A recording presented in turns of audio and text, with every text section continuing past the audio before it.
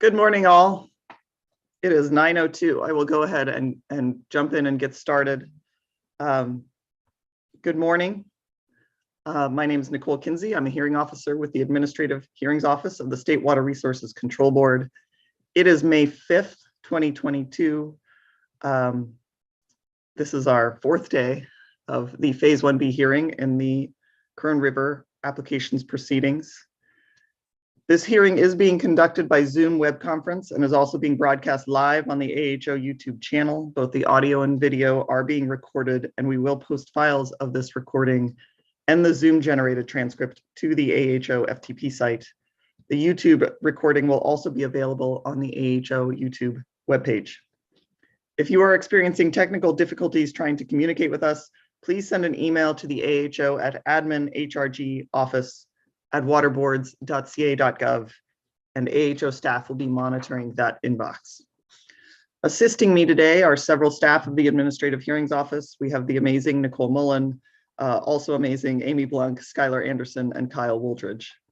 Ms. Mullen will, as has been the practice, be handling the screen sharing of exhibits and moving along the slides. So if you are a witness with us today, you may simply ask Ms. Mullen to advance your slides when you're ready during your testimony. And the attorneys, you may ask Ms. Mullen directly to bring up a particular exhibit as we proceed. If at any time I am experiencing technical difficulties during this hearing and I'm not able to rejoin the Zoom conference within a few moments, one of my staff will call a recess until I am able to rejoin you. We will take breaks today, as has been our practice, and please don't hesitate to let me know if you are in need of a break. We will take at least an hour for lunch, and we will have a hard stop at 5 p.m. today. I will carry over the appearances that we've had that were first entered on Monday, but I will also ask whether there was anyone who has not had a chance, other than our witnesses, who has not had a chance to introduce themselves, who will be participating today, who is on the call. Ms. Kinsey, Kevin O'Brien, Mr. Bivens is not with us today, but I wanted to introduce Holly Tokar of our office. I will let Ms. Tokar enter her own appearance. Good morning, Ms. Kinsey. Holly Tokar here with Kevin O'Brien on behalf of the Kern Water Bank Authority. Thank you. Good morning, Ms. Tokar. And good morning, Ms. Kinsey. This is Julianne Ainsley for the City of Bakersfield. I'll be covering for Colin this morning. Thank you. Good morning, Ms. Ainsley. Is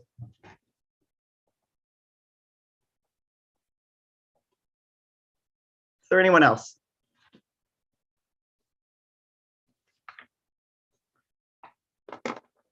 Good, then let's go ahead and get started. I think where we left off yesterday, we had completed the testimony of Ms. Boisevane. Next on the list would be, as I understand, Mr. Parker. But before we do that, what I thought I would do, since we're starting off our morning, is to address some of the outstanding evidentiary motions with respect to Dr. David's testimony. Before I do that, I realize I received the motions on April 18th, the responses to those motions on April 25th, and then there was a supplemental objection from Buena Vista and response from KWBA. However, since the time of receiving all of those written documents, we did hear from Dr. Davids, and there was cross-exam of Dr. Davids on some of these issues. So I did want to give a chance to the representatives today to have one more shot at any other arguments you'd like to bring to my attention with respect to Dr. David's testimony based on that cross-examination. If there's additional information that you would like to highlight before I do make a final decision and make a ruling. I will turn first to Buena Vista as the originator of the motion. Mr. Becerra, is there anything you would like to add? One brief thing. We now understand from Dr. Davids that his seepage and spillage testimony was based on, I'll say, observations by Mr. Torres that Dr. Davids, I'll say, extrapolated back in time. We continue our objection to that. It's based on hearsay opinions, essentially, by Mr. Torres. So we continue our objection. Otherwise, we'll stand on everything we've submitted to date. Thank you, Mr. Becerra. Mr. O'Brien.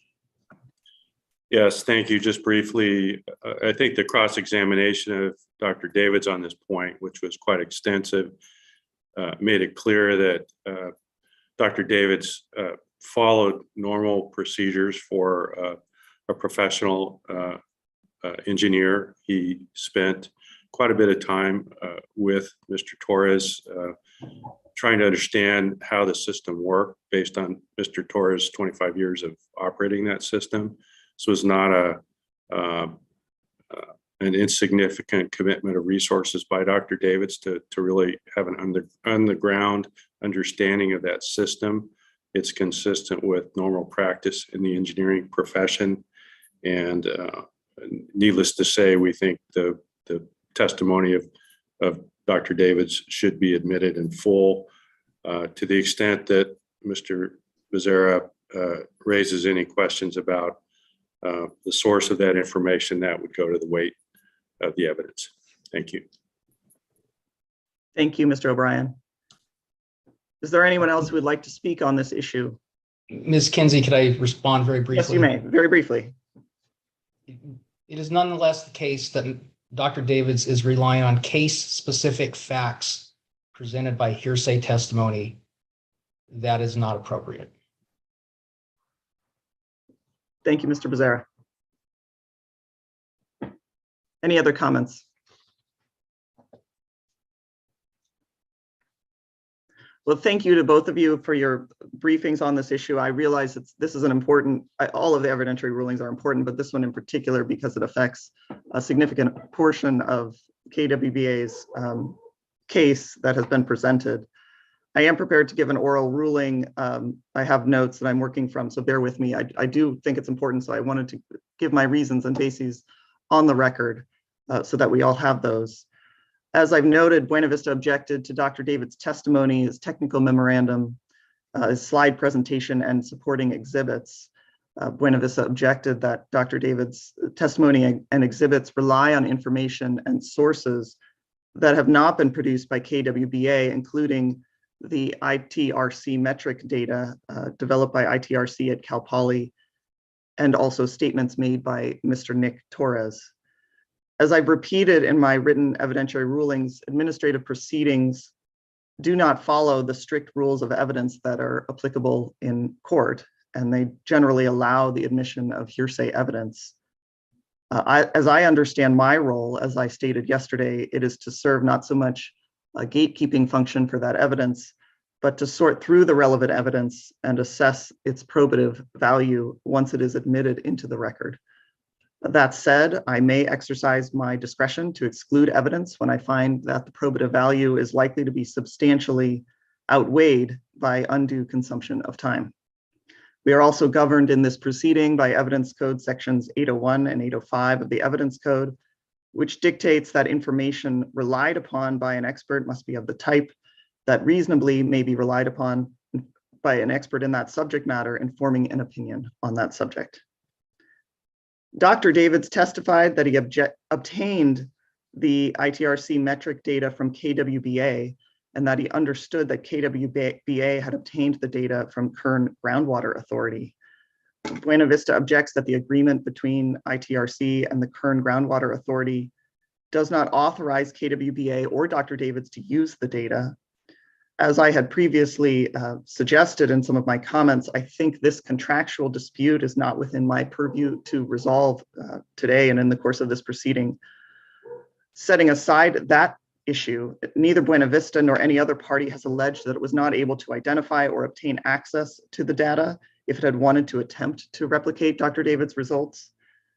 There also is no challenge, aside from the question about the circumstances under which the data was obtained, about the adequacy and reliability of the data in terms of it being the type of data on which an engineer would reasonably rely. So therefore, I will not exclude Dr. Davids' testimony on this basis. The second issue raised by Buena Vista are statements by Nick Torres on which Dr. Davids relies in his calculations and his resulting opinions. KWBA did not identify Mr. Torres as a witness in their case in chief. His statements about seepage losses in the Buena Vista canals and other matters made to Dr. Davids are case-specific hearsay on which Dr. Davids relies in his expert testimony. Hearsay is admissible in administrative proceedings.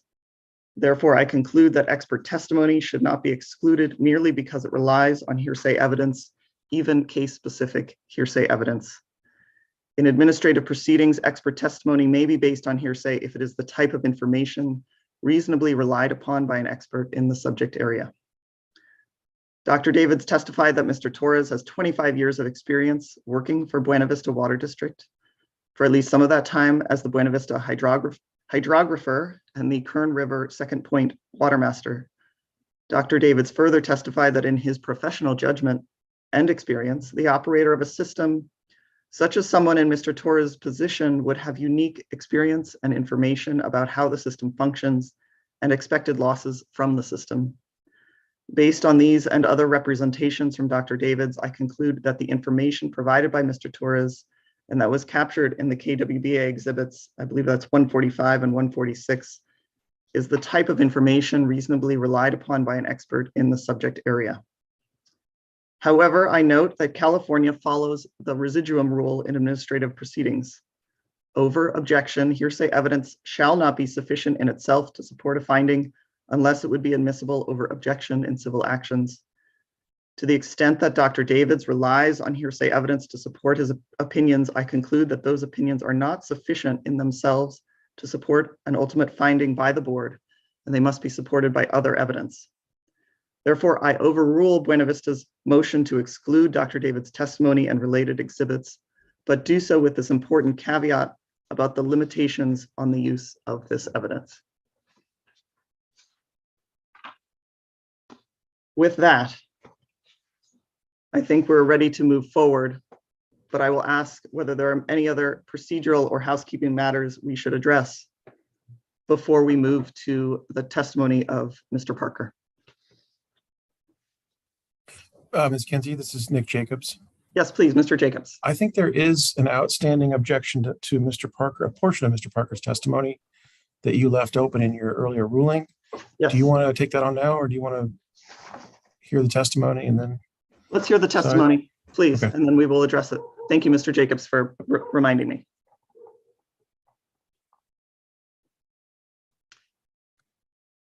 Mr. O'Brien, are we ready to move to your next witness?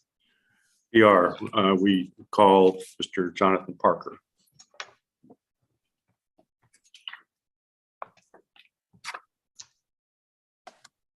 Just waiting for my camera views to stop moving. All right.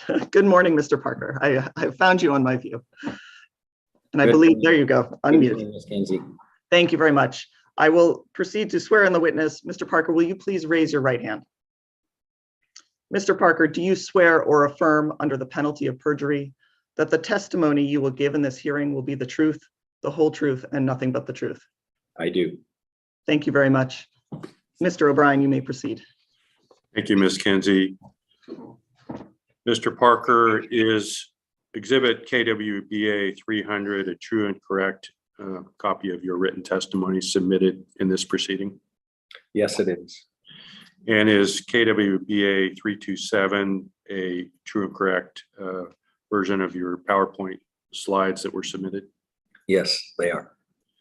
I'm going to ask you to summarize your written testimony, and I will note for Ms. Kinsey that we are very cognizant of our time limitations, and we plan to skip through some of the slides in Mr. Parker's presentation in the interest of time. Thank you, Mr. O'Brien. Ms. Mullen, can you bring up the PowerPoint presentation, please?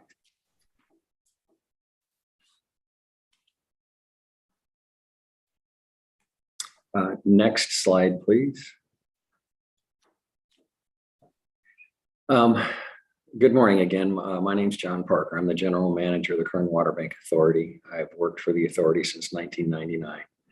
I have a Master of Science degree in geology, a certificate in hydrogeology, And I'm both a professional geologist and certified hydrogeologist in California. Next, I'm going to talk about the allocations of water on the Kern River between the three Kern River interests, First Point, Second Point, and Lower River. Next slide, please. Oh, I'm sorry. Let me talk a little bit about the Kern Water Bank itself. It's west of Bakersfield. It occupies about 32 square miles, has about 8,900 acres of recharge basins, 88 recovery wells. And since its inception in 1995, we've recharged about 3 million acre feet of water and recovered about 1.8 million acre feet of water. The participants include both M&I and ag interests in Kern County. Next slide, please. So now I'm getting to the allocation of Kern River water between the river interests. This slide shows the allocation between First Point and Second Point interests. The allocation is based on the natural flow at First Point, and you've seen previous slides which locate First Point on various maps. There are 2 seasons considered, September through February and March through August. The first 300 CFS goes to the Kern Island right, which is a First Point right in both seasons. As you can see in the September through February period, all the water goes to First Point until you get up to 1,500 CFS. Everything over 1,500 CFS is split 2/3 to First Point, 1/3 to Second Point. March through August is a little more complicated. The first 300 CFS, again, Kern River Island or Kern Island right. The next 1,700 CFS is split 2/3, 1/3. And then as you progress, you hit progressively higher flows and you move down the table, you can see there's a shift in the share of water from First Point to Second Point. So for example, the next 500 CFS is split 60-40 and so forth until you get down to 4,000 CFS. And then everything over 4,000 CFS is split 50-50. Next slide, please. Now this shows the allocation of the lower river group water, and it's based on volume, not flow at First Point. There's 2 seasons where water is provided to the lower river group, January through March and April through July. In the first season, January through March, until you get to 250,000 acre feet, no water is allocated to the lower river group. Everything over 250,000 acre feet is allocated 1/3 to the lower river. April through July is a little more complicated, just like with what we saw on the previous slide. The first 550,000 acre feet is 0% to lower river. The next 50,000 acre feet, 33% will go to lower river, but only if the previous year's April through July runoff was greater than 600,000 acre feet. The next 50,000 acre feet, lower river gets 33%. The next 400,000 acre feet, lower river gets 44%. And everything over 1,050,000 acre feet, lower river gets 60.5%. From August through December, no water is allocated to the lower river group. Next slide, please.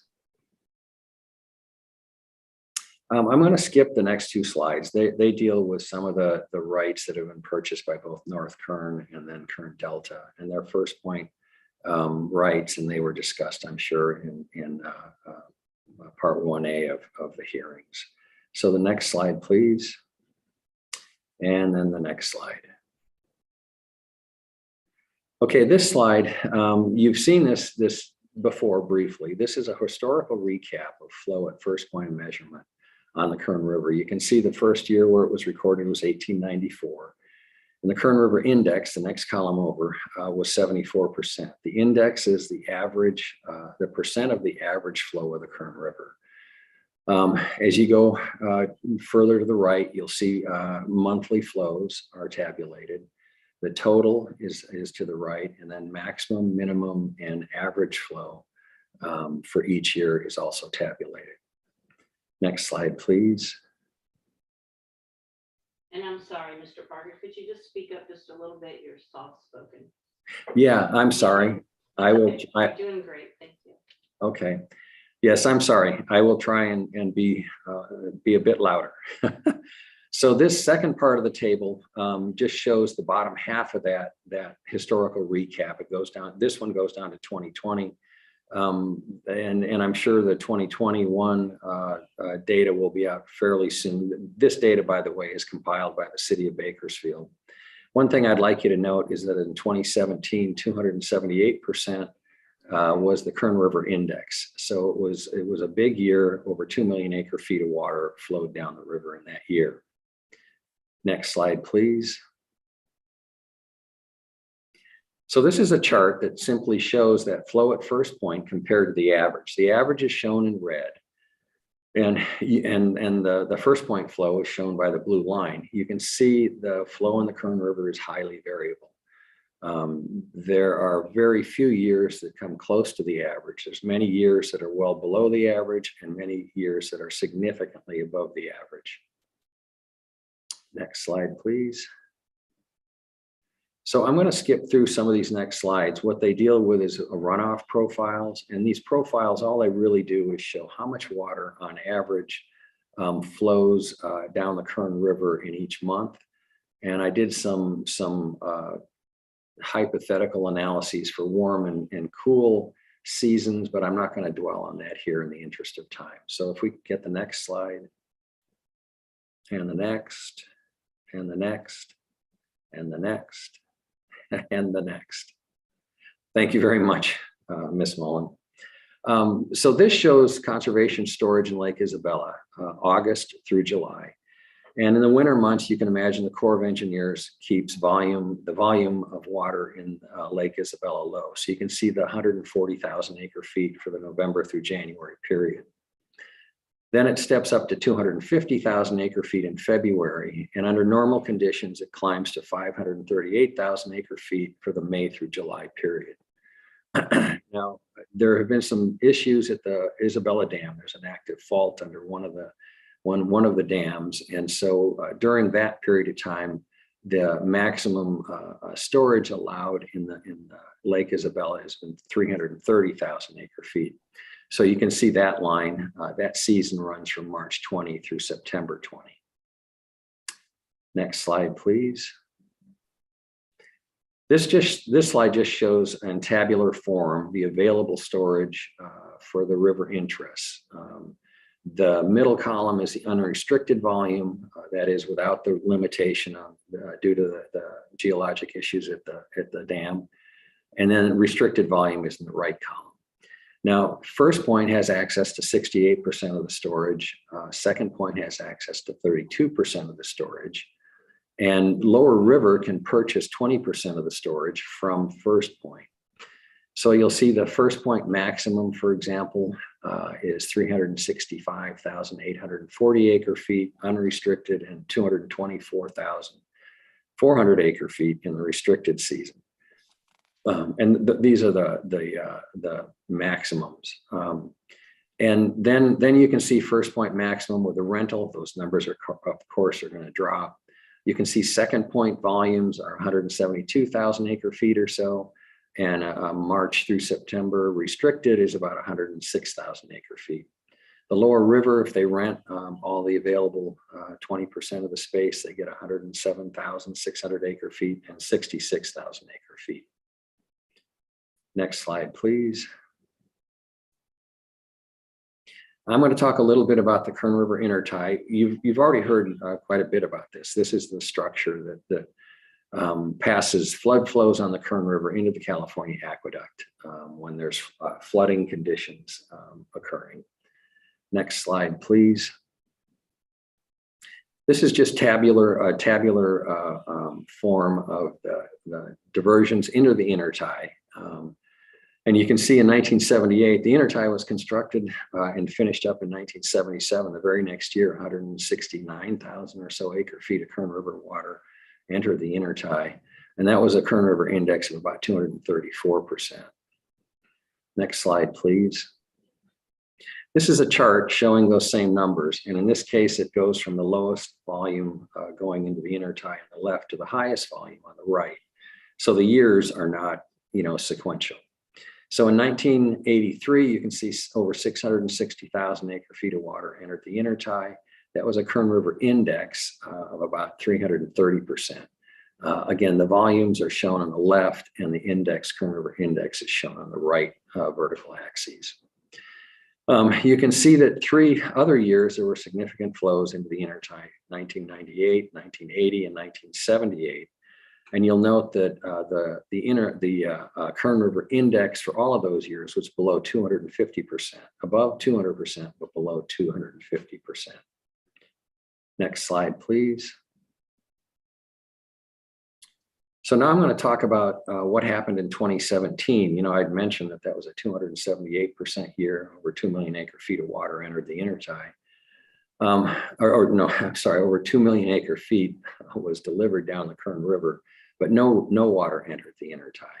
So this table shows Buena Vista Water Storage District deliveries of Kern River water, and these numbers are compiled from the 2017 Kern River Water Master Report. You can see over on the right, a total of 503,000 acre feet or so of water was delivered to Buena Vista. Of that total, 195,000 acre feet was delivered to Second Point. That's the leftmost column, showing the deliveries at Second Point. All the other deliveries are upstream of Second Point. Of that 195,000 acre feet that was delivered at Second Point, about 25,000 acre feet or so of water was put into the Buena Vista storage lake cells, 1 and 2. Next slide, please. So this is an image, and you've actually seen this before too. This shows cells 1, 2, and 2R, and shows water in those cells. And this is dated in June. And by the way, this water was placed into the cells in February and March, primarily February and March. Next slide, please. This shows the cells towards the middle of September, and you can see the cells are pretty much dry at that point in time. Next slide, please. So this table shows the Buena Vista storage and the Buena Vista lake bottom storage cells. As you can see, the Kern River information is in the block on the left versus all supplies. But this just shows the amount of water put into the cells, and then the use, the losses, and then the percent losses. For 2017, as I said, about 25,000 acre feet water was put in the cells, and about 5,000 acre feet of water was used. That essentially ended up being a 79% loss. You can see losses in the other years range from 34% in 1995 up to 70% in 1980. In my opinion, losses this significant, especially in 2017, represent a waste of water. And that concludes my presentation. Thank you, Mr. Parker. And thank you for your efforts to focus the summary of your testimony. I appreciate it. I have, I think, one question, which I think maybe will be easily dispensed with, and has just come up based on the testimony we've heard so far, and may not actually be relevant here. We'll see. But I was wondering, there's been repeated reference to this, I think, dam safety concerns with Lake Isabella that reduced the storage capacity in 2006. And I was wondering if you could just explain to me whether that was a one-time occurrence or those restrictions continue. And this is a compound question, I realize. And then following that, whether that is affected, if it is ongoing, whether that's affected storage and use of water on the Kern River system. Yes, gladly. If you remember, Katrina Yes. occurred, and all the levees in New Orleans were having issues. The Corps of Engineers, I think that awakened them to potential issues. There was a known active fault under one of the dams at Lake Isabella. And so that's when they, and you know, this is my general understanding. And so that's when the restrictions were placed in 2006 on the storage volumes. And you know, the Corps of Engineers is working actively to take care of those issues. I'm not sure the current status of that work. I know it was moving forward finally after years of not much happening. With respect to how it affected the storage of the Three River interest, First Point, Second Point, and Lower River, I really wouldn't know how that actually affected their operations. So I really can't comment on that. Thank you. That's very helpful. Thank you for humoring me, Mr. Parker.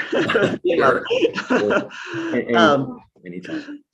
At this point, I will look to the room. I'm changing my view here. I think our new practice, Mr. Becerra, is that you will cross-examine last, if you're okay with that. And I will, unless you have an objection, and then I will look to the room to see if there are others who have. Mr. Jacobs, you noted. Is there anyone else who would like to cross-examine Mr. Parker? Good, then if this works, Mr. Jacobs, I will turn to you first and then Mr. Becerra, unless you have a different arrangement between the two of you. I have one question, so. Okay, Mr. Jacobs, please proceed. Good morning, Mr. Parker. Good morning, Mr. Jacobs. I'm looking now at your testimony, your written testimony, which is KWBA 300. And perhaps we could pull that up. Please.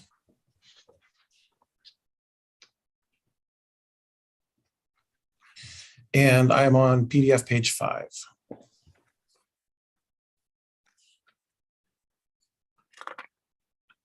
Scroll down, please, to paragraph 14. And then I'm going to read on to the next page, but let's start here. So, Mr. Parker, paragraph 14 starts out, and I'm just going to read this.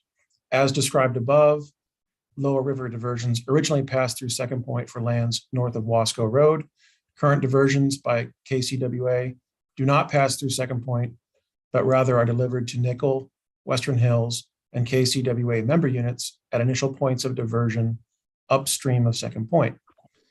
You then write, my understanding is that this change occurred in approximately 1981 when Olchesee Water District purchased the lower river right from Hacienda Water District. My question to you is, what is the basis for your understanding? Well, I know that it's Olcease, by the way, is how they pronounce it. But my understanding is that when Olcease purchased the rights, Olcease is located upstream on the Kern River, and that is my understanding of when the water started to be delivered to Olcease. That's not to say that my understanding is complete in the sense that there may have been some deliveries past Wasco Road, but I don't think there were. So your understanding is based on the physical location of Olcease? Yes. Any other basis for that understanding? No. Thank you. No further questions. Thank you, Mr. Jacobs. Mr. Becerra, do you have questions for this witness? I do. Okay, thank you. You may proceed. Good morning, Mr. Parker. My name is Ryan Becerra. I'm an attorney for Buena Vista Water Storage District in this matter. I will be using the phrase Buena Vista at times, and when I do that, I'm intending to refer to Buena Vista Water Storage District. Do you understand that? Yes, I do. And at times, I also will probably use the word water bank to refer to Kern Water Bank Authority. Do you understand that? Yes. Okay, thank you. And you have been the water banks manager since 1999. Is that accurate?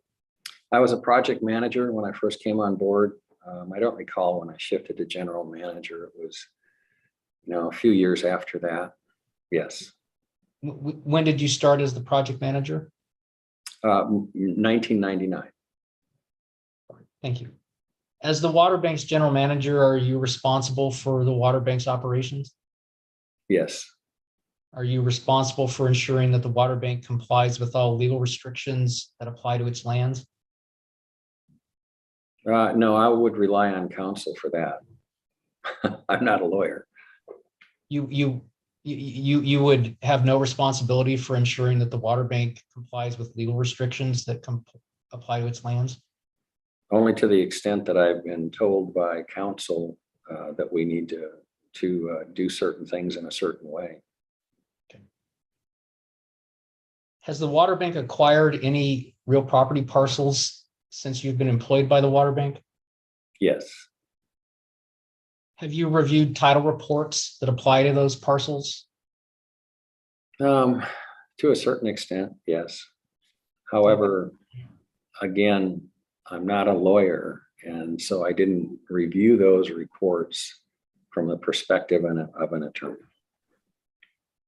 So is it, and I don't mean this to be provocative, but is it fair to say, Mr. Parker, that in managing the water bank's lands, you don't keep the legal restrictions on them in mind? If there are legal restrictions, for example, CEQA mitigation measures, of course, I keep those in mind. And how do you obtain the information to understand what the legal restrictions are?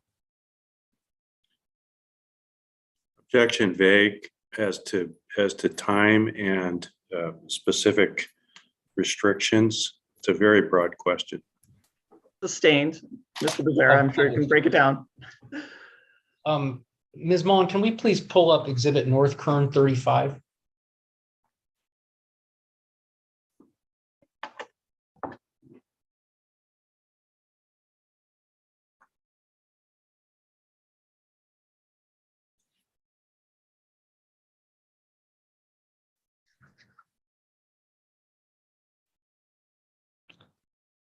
And Mr. Parker, do you see that North Kern 35 is the Miller-Hagan agreement?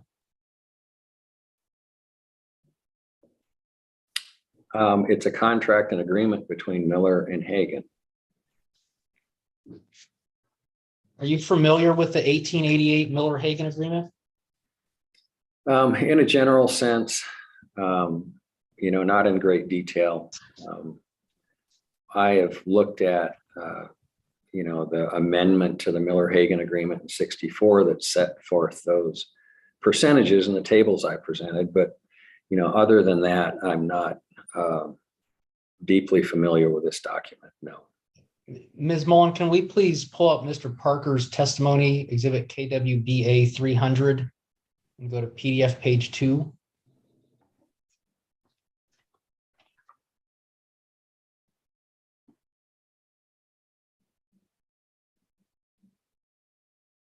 And could we please scroll down to paragraph 4?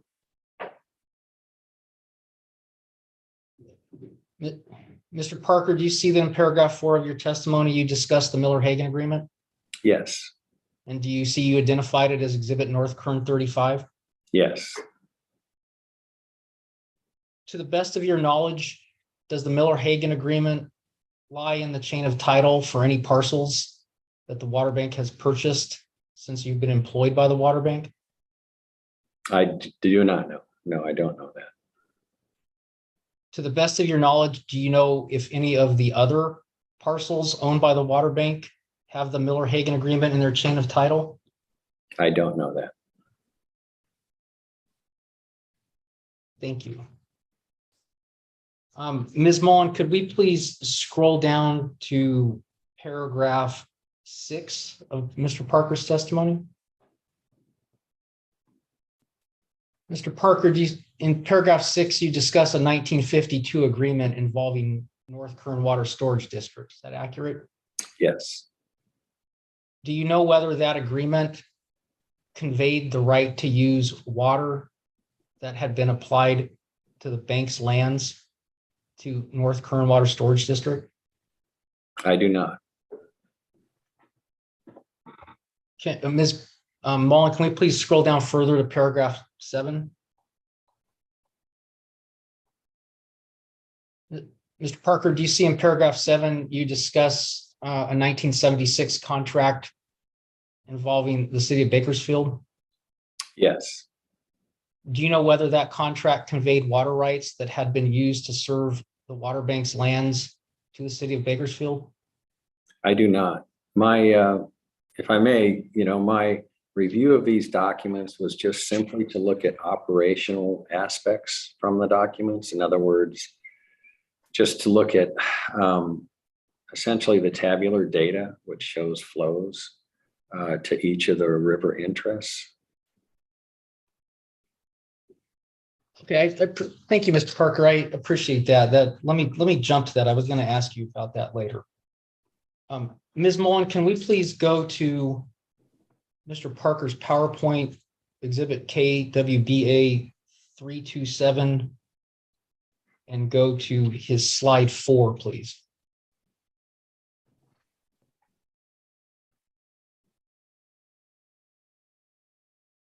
Mr. Parker, does this slide 4 accurately state your understanding of the legal rules that apply to the exercise of the second point right? No, no. No, you said legal. I'm sorry. I don't know what the legal rules are that apply. If you're going to throw legalese at me, you're going to lose me. Okay, let me try that again. Mr. Parker, Yes. does this slide accurately reflect your understanding of how water is allocated to the second point right under applicable contracts? Yes, this is what I deduced from the 64 amendment to the Miller-Hagan agreement. These numbers come out of that document. So the numbers in the column on this slide labeled second point reflect your understanding of the rules that govern the exercise of that right. Is that correct? Well, again, you're using the term right. This is not, the 64, these agreements do not, in my understanding, confer rights. The second point right is a pre-1914 right. And I'm not sure that, any of these documents actually have the ability to confer a right. And so, that's my non-legal understanding of the situation. So there you have it. No, I appreciate that. Let me try one more time. Okay. Mr. Parker, does this slide in the column labeled second point accurately reflect your understanding of the rules that allocate water to the second point right? Objection asked and answered. Overruled. You're using the term rules, and this is simply a presentation of the data that is shown, or the volume metric numbers that are shown in that agreement, in the 64 agreement. I'm not suggesting that these numbers are somehow tied to certain rules, but they're simply the numbers that are in that agreement. And I've just reproduced them here. Okay, thank you very much, Mr. Parker. Mr. Parker, before the water bank acquired lands within the time you've been employed by the water bank, did you review the State Water Rights Board's decision 1196 before the water bank acquired those lands? No. Did you review the State Water Resources Control Board's order WR 1998-25 before acquiring those lands? Are you talking about all the water bank lands? Because when I started work in 99, they'd already been transferred to the Water Bank Authority before that. I'm asking about parcels since you've been employed by the water bank. Oh, there's only 2 small parcels that were purchased, and no, I did not review those documents pursuant to the purchase of those parcels. When did the water bank first acquire its lands? They were transferred in 1995. Actually, I think the transfer occurred in early 1996.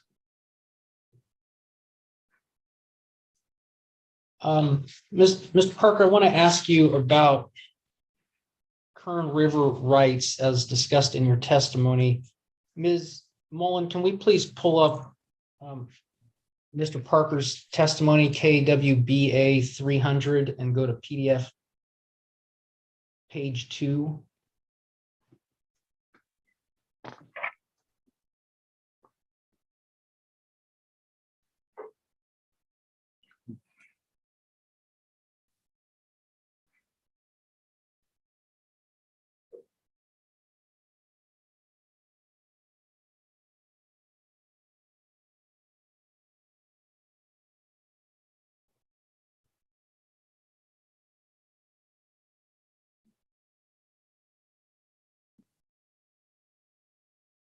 And PDF page 2 would be page 1 of his testimony, hard copy.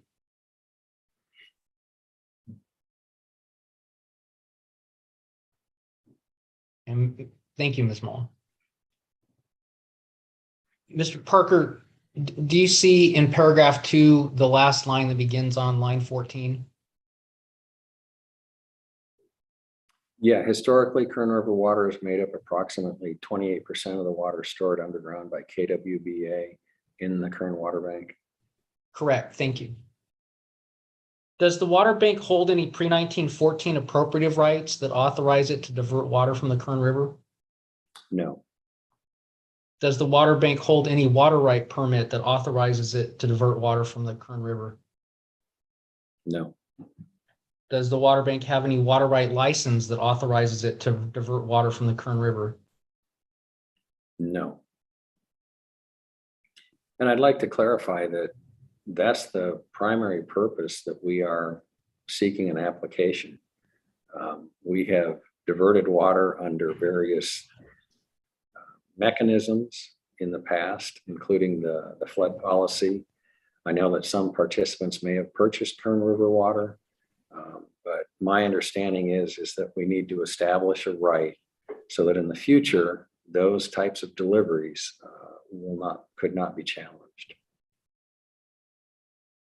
So as of today, the Kern Water Bank holds no water right that allows it to divert water from the Kern River. Is that accurate? Not to my understanding. The water bank has diverted water from the Kern River in the past. Is that also accurate? Yes.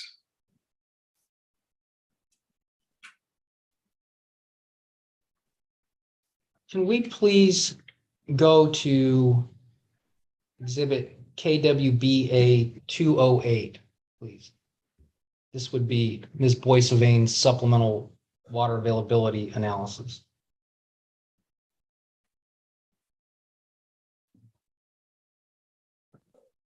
We may have lost hearing officer Kinsey. I think, yes.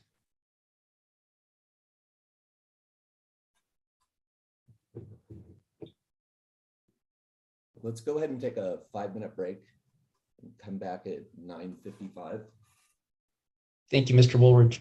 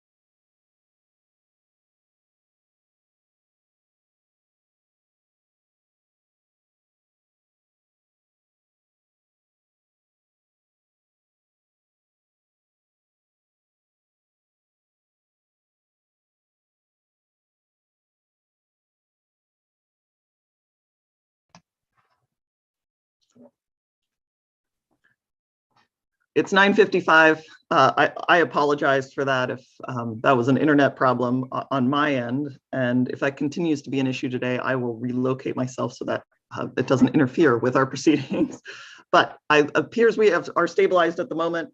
Where I left off was Mr. Becerra, you were following a line of questioning. You had asked a question about whether KWBA held any pre-14 Kern River rights, and then followed with the question of whether KWBA held any water rate permits, I believe, issued from the State Water Resources Control Board. Does that give you enough to understand where I was booted by Zoom, to put it bluntly? Ms. Kinsey, I'm sorry to interrupt, but Mr. Parker did give a response in answer to one of Mr. Becerra's questions. I'm not sure if you heard it, explaining essentially why the authority is involved in this process in terms of its diversions of Kern River water. And I think that is a statement I would like to make sure you are aware of.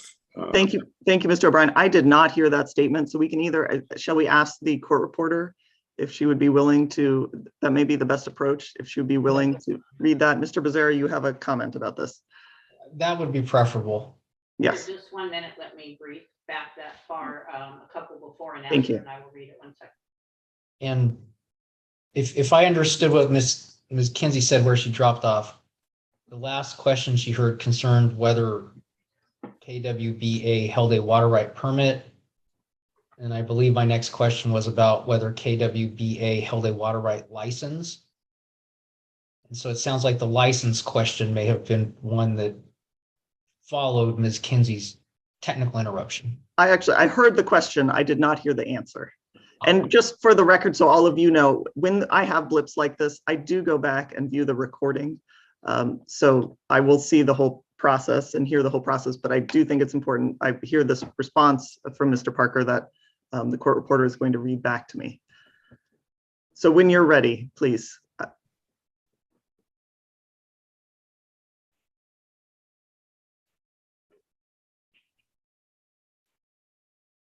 ready. I think I have where you want to go. Thank you. Please go ahead. Sure. Did the water bank have any water right license to authorize it to divert water from the Kern River? Answer, no. And I'd like to clarify that that's the primary purpose that we are seeking an application. We have diverted water under various mechanisms in the past, including the flood policy. I know that some participants may have purchased Kern water, but my understanding is that we need to establish a right zone in the future. Those types of deliveries could not be challenged. Question. So as of today, the Kern water bank holds no water right that allows it to divert water from the Kern River. Is that accurate? Answer, not to my understanding. Question, the water bank has diverted water from the Kern River in the past. Is that also accurate? Answer, yes. Can we please go to, and then we may have lost you. Thank you very much. I very much appreciate that. No problem. Mr. Becerra, I will turn to you to resume.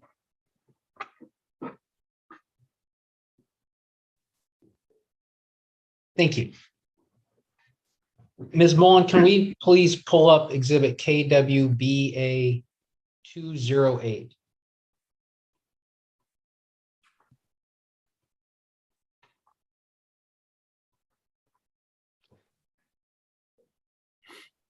And Mr. Parker, do you see that this is a technical memorandum prepared by the Water Bank's expert, Polly Boisevin?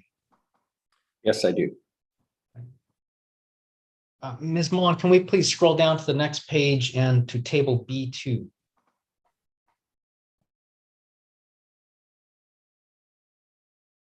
Mr. Parker, do you agree with Ms. Boisevin's characterization? I'm sorry, let me go back. Let's establish a foundation. Mr. Parker, do you see footnote A to table B2? Yes. Ms. Parker uses the phrase Kern River water delivered to KWBA. Do you have an understanding of what that means?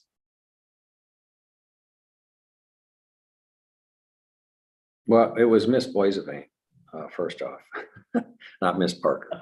I apologize. That's okay. That's okay. Just to clarify for the record. Yeah, the Kern River diverted to intertie plus Kern River water delivered to KWBA. Yes, I'm assuming that she's added the intertie water to the water delivered to the water bank. Okay.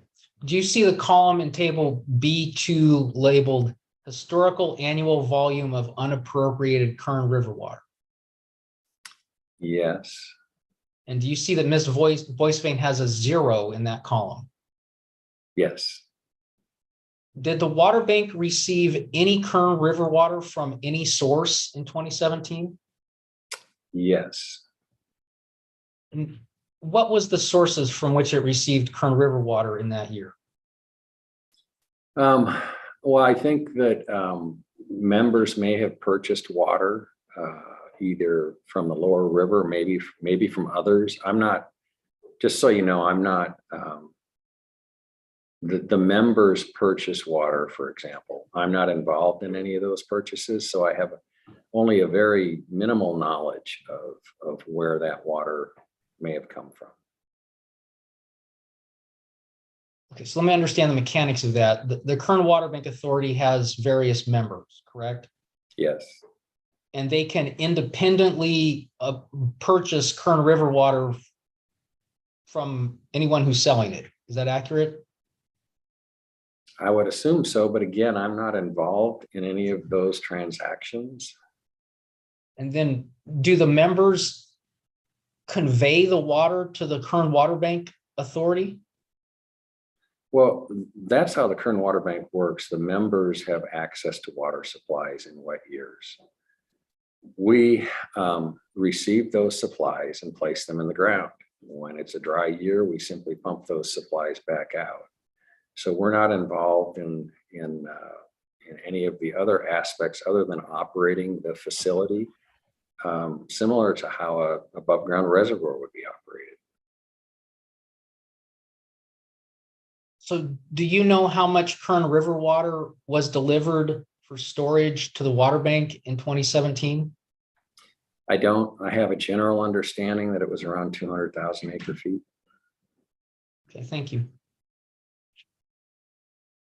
Ms. Mullen, can we please pull up exhibit Buena Vista 811?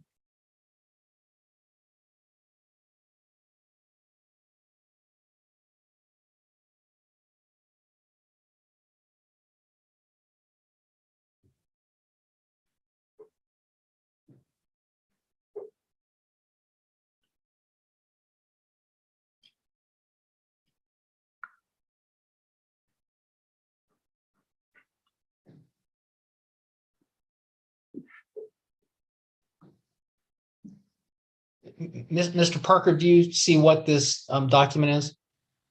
Yes. And I'll represent for the record, this is excerpts of a longer report that is available on the Water Bank's website at www.kwba.org. Mr. Parker, what is this document? As part of our habitat conservation plan, natural community conservation plan, we provide an annual compliance report and management plan to the wildlife agencies. And the report we're looking at is your report for the calendar year 2017. Is that accurate? Correct. Can we, Ms. Mullen, can we please go to PDF page 6, which is document page 28?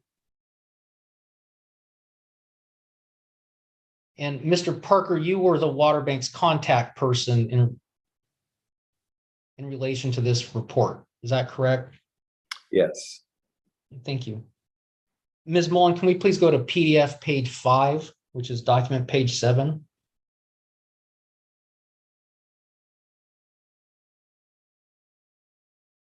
And Mr. Parker, do you see the heading 2.1 water banking operations and maintenance activities? Yes. And in that paragraph, do you see the statement or 2 sentences? Recharge operations were conducted throughout 2017. During that time, approximately 566,000 acre feet of water was recharged. Do you see those? Yes. Is that an accurate summary of how much water was recharged into the Kern Water Bank in 2017? Yes. Do you recall if that's approximately the same amount of water that Buena Vista states it appropriated in that year in its own testimony? Well, I wouldn't use the term appropriated. My understanding is, as shown in my presentation, about 500,000 acre feet was delivered or diverted to the second point, right? So in your opinion, did the water bank recharge more water in 2017 than Buena Vista diverted that year? I'm going to object on grounds of ambiguity as to whether we're talking about Kern River water here or other sources of water as well. Well, Mr. Becerra, I think you can go ahead and clarify it. I think you can clarify it. Okay, let me do that. Mr. Parker, the 566,000 acre feet of water that the water bank recharged in 2017, from what sources did it receive that water? State Water Project, Kern River. I believe there was also some Friant Kern water, some Central Valley Project water. Do you know how much water from the Kern River the water bank recharged in that year? You know, as I recall, I think it was around 200,000 acre feet. And now I'm just speaking in pure numbers, not water sources.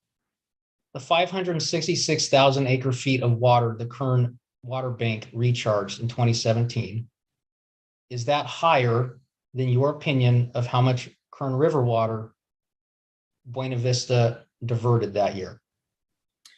Well, the Water Master Report shows about 503,000 acre feet of water was diverted. And that is lower than the 566,000 acre feet that you see here. Okay, thank you. Did the water bank itself as an entity buy water, Kern River water from anyone in 2017? No, the purchases, again, as I said, the water bank doesn't enter into contracts or agreements to purchase water. So no. Okay, can we, Ms. Mullen, can we please go to Mr. Parker's PowerPoint KWBA 327 and go to slide 21?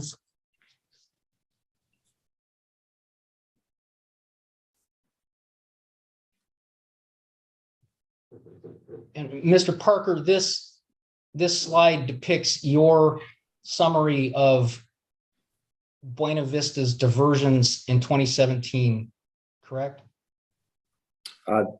This shows what the Water Master lists for deliveries for Buena Vista. And do you see the column labeled via KWB? Yes, I do. What does that column mean? You know, these columns can mean a number of things. The via KWB could be Buena Vista passing water through our canal into the outlet canal. They have rights to pass water through those facilities. This could be water delivered into West Kern Water District's recharge ponds. It could be any number of things. So I'd have to go back and study those records and other records for sure to determine exactly the disposition of each of these volumes of water. When you prepared this slide, what did you mean by having that column be headed via KWB? It was straight out of the river report. These are the columns. I didn't make up these columns. These are the columns that are presented in the Water Master report, in the Kern River reports. So is it accurate to say you're not sure what that column means in your slide? I'd have to go through and look through other records to determine exactly the disposition of that water. Are there any other columns on this slide for which you have that sort of uncertain understanding? Yeah, well, for example, via Pioneer Project, That volume of water, I'm aware, does not represent water that went specifically to the Pioneer project. What did you mean by that column via Pioneer project then? I didn't mean anything by it. This was simply presented in the water master reports. This is just a compilation using the same headings and volumes that are in that water master report. Okay. Thank you very much. Can we please, just a moment.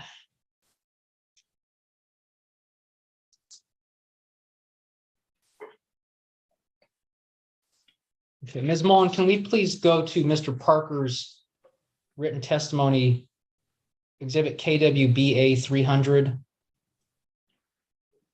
And I believe it should be PDF page 11, hard copy page 10, and paragraph 37, please.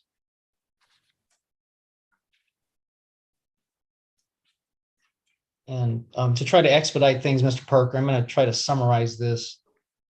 In this paragraph, you discuss how Buena Vista stored water in the Rosedale, Rio Bravo, and Pioneer projects in 2017. Is that accurate? Yes. Yes? Yes, I'm sorry, yes. No problem. Can we please, Ms. Mullen, scroll down to the next page, 11, and lines 1 through 3?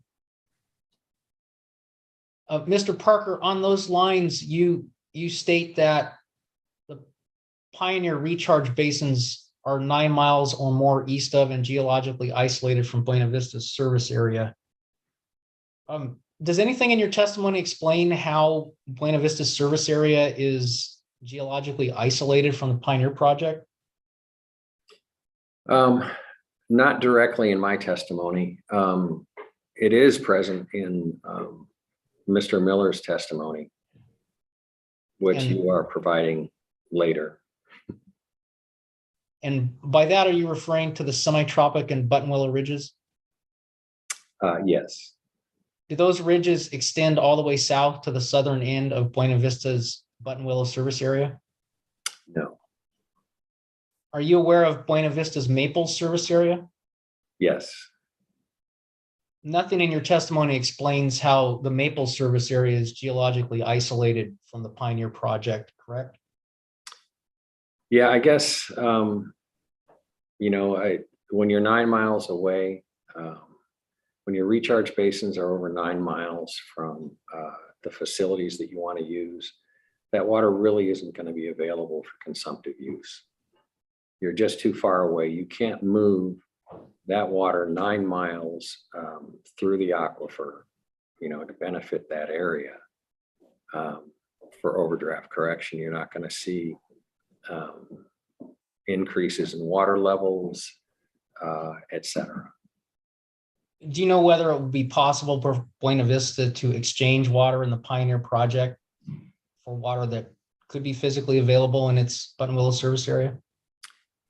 I'm not fully familiar with all the rules of the Pioneer project, but when the water is recharged for overdraft correction purposes, I think its use is more limited than when the water is actually banked in the Pioneer project, where it can be recovered for other uses. I think once this water goes in the ground for overdraft correction, it stays in the ground. Is Tejon Castac Water District a member of the water bank? Yes. How far from the water bank is Tejon Castac's nearest boundary? I wouldn't know. Many miles. Is it more than 9 miles? Yes. Is it more than 20 miles? Maybe. Thank you. Is Dudley Ridge Water District a member of the water bank? Yes. How close is Dudley Ridge's closest boundary to the water bank? Certainly over 9 miles. However, let me clarify. The water that goes in for overdraft correction is for a specific use. The water that we bank in the water bank is not for overdraft correction, but for later recovery for beneficial uses. We deliver those supplies primarily through re-regulation in the California aqueduct. So the water that we put in the ground is fully available to our members. And is it your opinion that recharging water into an overdrafted basin is not an appropriate use of surface water? I'm sorry, state that again? Yeah, you've mentioned the term overdraft correction a number of times. What do Yeah. you mean by that? Oh, that's pretty straightforward. Overdraft correction is, there are certain members of the Pioneer Project who can put water into the project for overdraft correction purposes. They are trying to correct the overdraft in their districts, or actually, and it may not actually even be overdraft. It's actually just for consumptive use within those districts. And so that's what that overdraft correction term really means. In your opinion, is that an inappropriate use of surface water? No. And the overdraft correction, your statement is supported by footnote 37. Do you see that? Yes. Ms. Mullen, can we please scroll down to the bottom of the page? Down to footnote 37, please.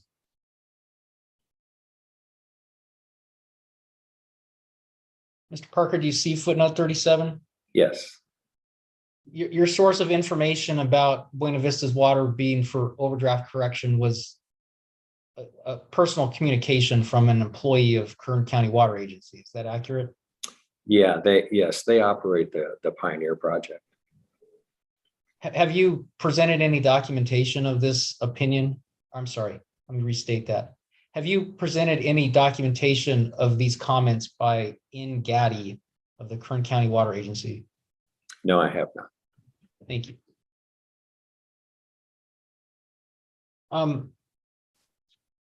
Ms. Mullen, can we please pull up Mr. Parker's PowerPoint exhibit KWBA 327 and go to slide 17.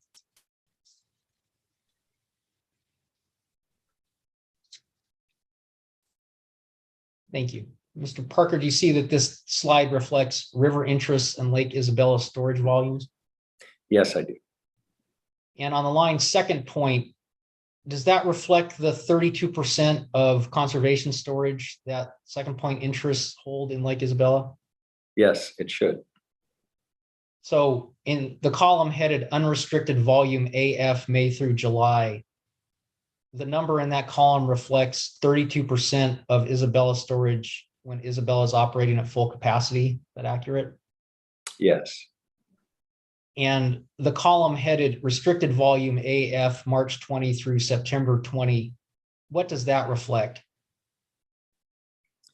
Well, if you can't go above 330,000 acre feet, you're not going to be able to store as much water. So you're going to get a percentage of the available storage. So by not being able to go above 330,000 acre feet, are you referring to the Army Corps' restriction of storage in Isabella? Yes. Do you know whether that restriction was in place in 2017? To my knowledge, it was, yes. So in your column headed restricted volume AF March 20 through September 20, for second point, do you see the number 105,600 acre feet? Yeah. Yes, I do. Does that indicate that Buena Vista's ability to store water in Lake Isabella was restricted in 2017? Yeah, compared to the unrestricted volume, yes. The I don't difference know. is, I will say I don't know how much water Buena Vista actually stored in Isabella, so I don't know if there was an impact or not. okay, thank you. So as of 2017, the reduction in Buena Vista's ability to store water in Lake Isabella was approximately 67,000 acre feet. Is that accurate? I think so. Approximately, I would say so, yes. Okay, thank you very much.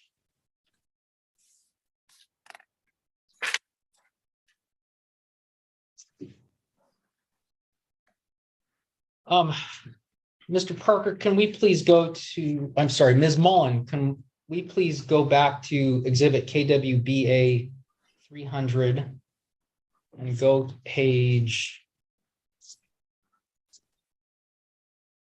4, which should be PDF page 5.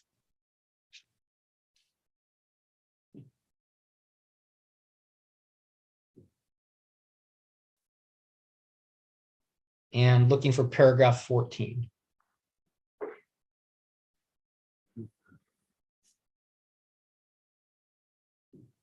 Thank you.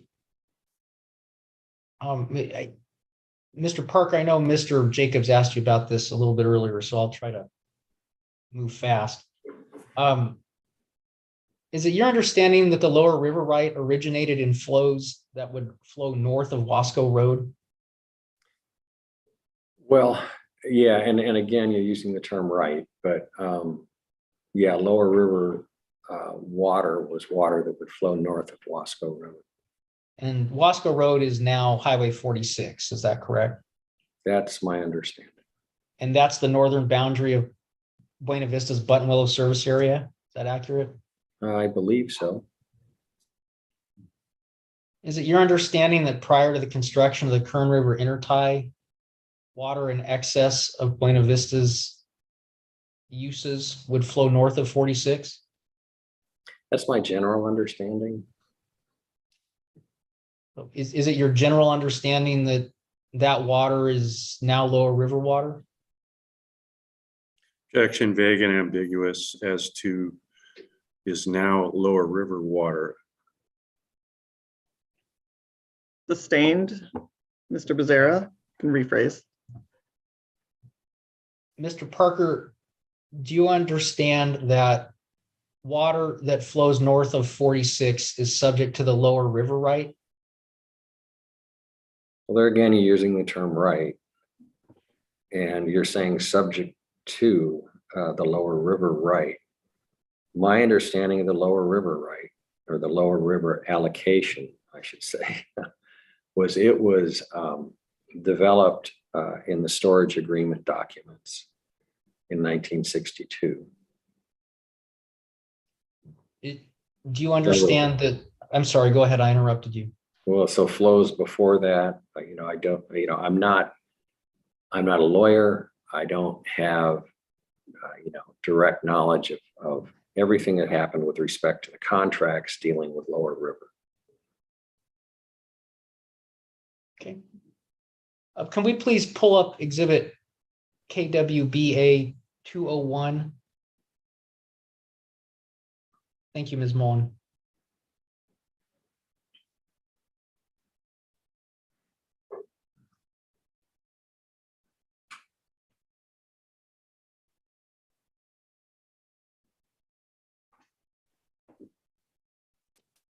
Mr. Parker, do you see that exhibit KWBA 201 is the resume of the Water Banks witness, Polly Boissevain? Yes. And Ms. Mullen, can we please scroll down to the second page? Thank you. Mr. Parker, do you see the entry headed Water Rights Support, Kern Water Bank Authority, Bakersfield, California? Yes. Do you see below that where Ms. Boissevain has characterized the Water Bank's water right application as for appropriation of flood flows from the Kern River? Well, that's what she says related to their water rights application for appropriation of flood flows from the Kern River. Yes.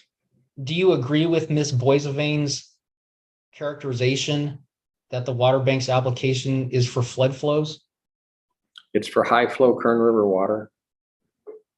So those flood flows, the definition of the water that we're seeking is well described in our BIR, which has been approved for this application. So it's flood flows water that otherwise would have entered the intertie or otherwise would have left Kern County.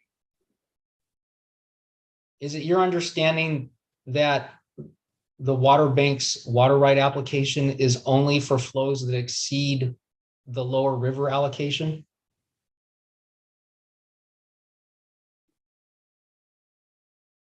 Well, those, that as far as what's going to happen in the future, I think the state board is going to decide what the allocations are and what water is available under different conditions. And so, I'm just really not even close to being able to discuss, what's going to happen in the future with respect to allocations of water. And I would clearly hesitate to go there. I think Ms. Kenzie is going to be looking at all those issues, and she is going to issue, her thoughts on those issues. Is the Water Bank Authority attempting to quantify Buena Vista's second point right at a volume lower than historical diversions by Buena Vista? That's what Mr. David's work involved. Yes.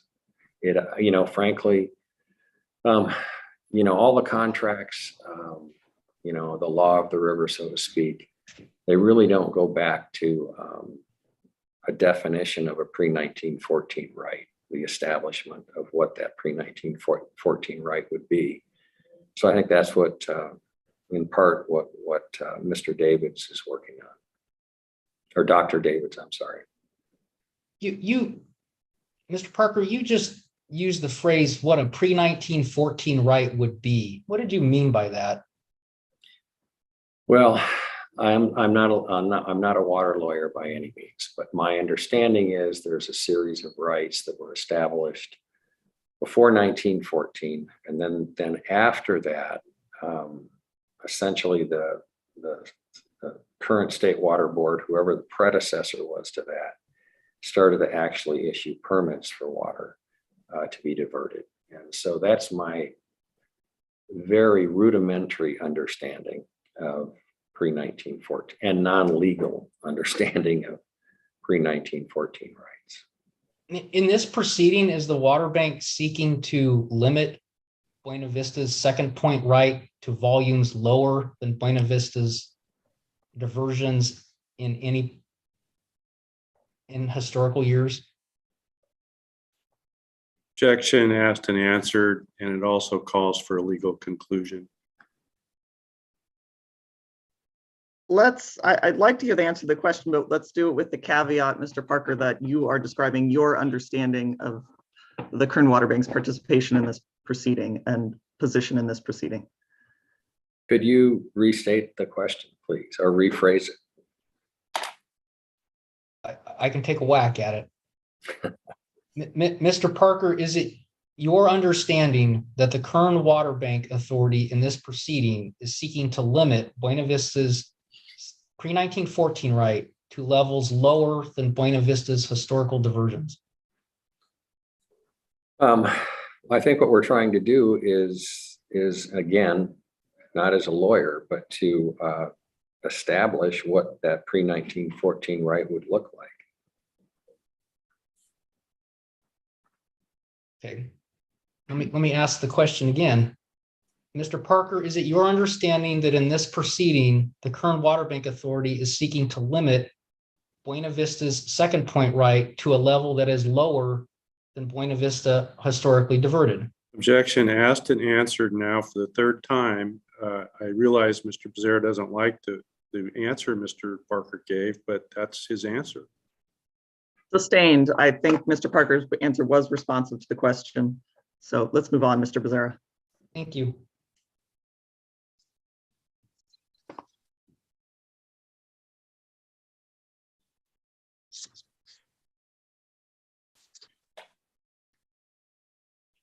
Ms. Mullen, can we please go to Mr. Parker's testimony, KWBA 300?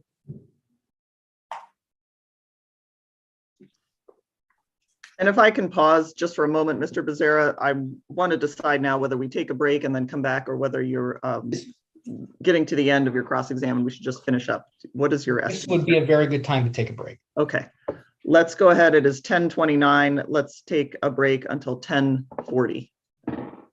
Thank you. Thank you.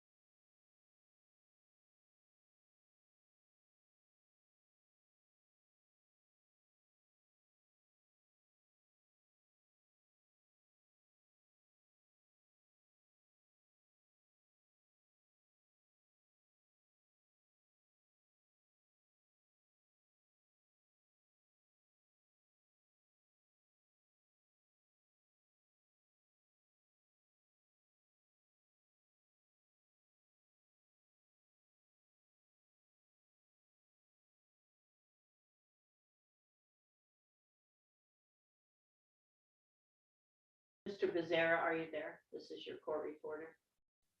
Yes, I am. Yeah, I just had one word you said, in Gaddy or something. I don't know what that was. It's a person's name. Oh, okay. It's the letter N, period, and then the name Gatti. Thank you. Sure.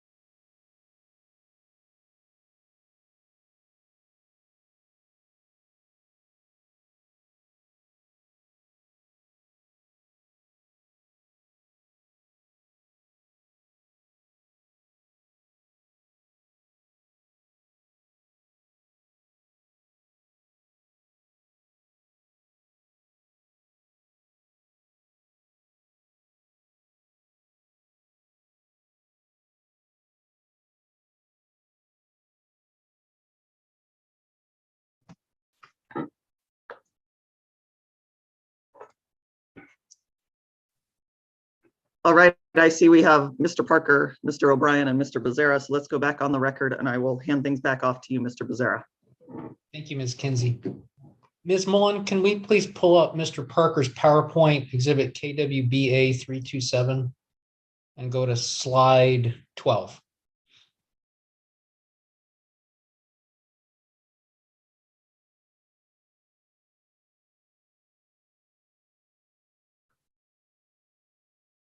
Mr. Parker, this slide depicts the results of your hypothetical warm and cool runoff profiles. Is that accurate?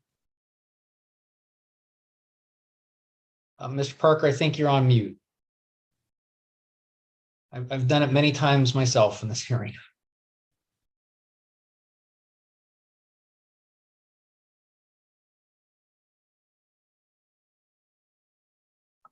Okay, sorry. Sorry about that. Do you need me to ask the question again? No, I don't think so. Yes, this represents entirely hypothetical runoff profiles. Have you stated in your testimony what your assumptions were in defining a warm profile? Yeah, actually, the assumption is just what you see here on the screen. It's nothing tied to any global warming prognostications by DWR or anybody else. I just shifted more of the water to come down in the earlier months of the year. So the assumption was, frankly, for example, in April, 27.5% of the water would come down, and in May, over 32% probably about would come down. It's that simple. It really is entirely hypothetical. So let me try to unpack that a little bit. For a hypothetical year, you used average Kern River runoff and then distributed it by months? Yeah, if you go to the slide 11. Okay. Ms. Mullen, thank you. Thank you, Ms. Mullen. So all this is looking at that long historical recap table and looked at the average flow or the average flow in each month and compared that to the total flow for that year and just calculated the percentage of water that would flow down the river at First Point in each of those months. So for example, in this case, it shows in April, based on all those averages from those 120 some odd years, somewhere below 15% of the water would come down in April. In May, a little over 20% would flow down the river to First Point. And in June, it would drop down to maybe 18% or so. So this was just the average runoff. And it was just, I was just curious as to how the water comes off the river under average conditions. And so taking into consideration that the flow on the Kern River is highly variable. thank you. You anticipated my next question. So could we please go back to the slide 12, Ms. Mullen? From my understanding, what you then did is you used your judgment in allocating the flows by month for a warm profile and a cool profile. Is that accurate? Yes, and again, it was entirely hypothetical. I just shifted more water to come down earlier in the year, and the cool profile more would come down later. It doesn't reflect any sort of statistical analysis of. Oh, no. Okay. No. Okay, can we please, Ms. Mullen, can we please go to page 20 of Mr. Parker's PowerPoint? Exhibit KWBA 327.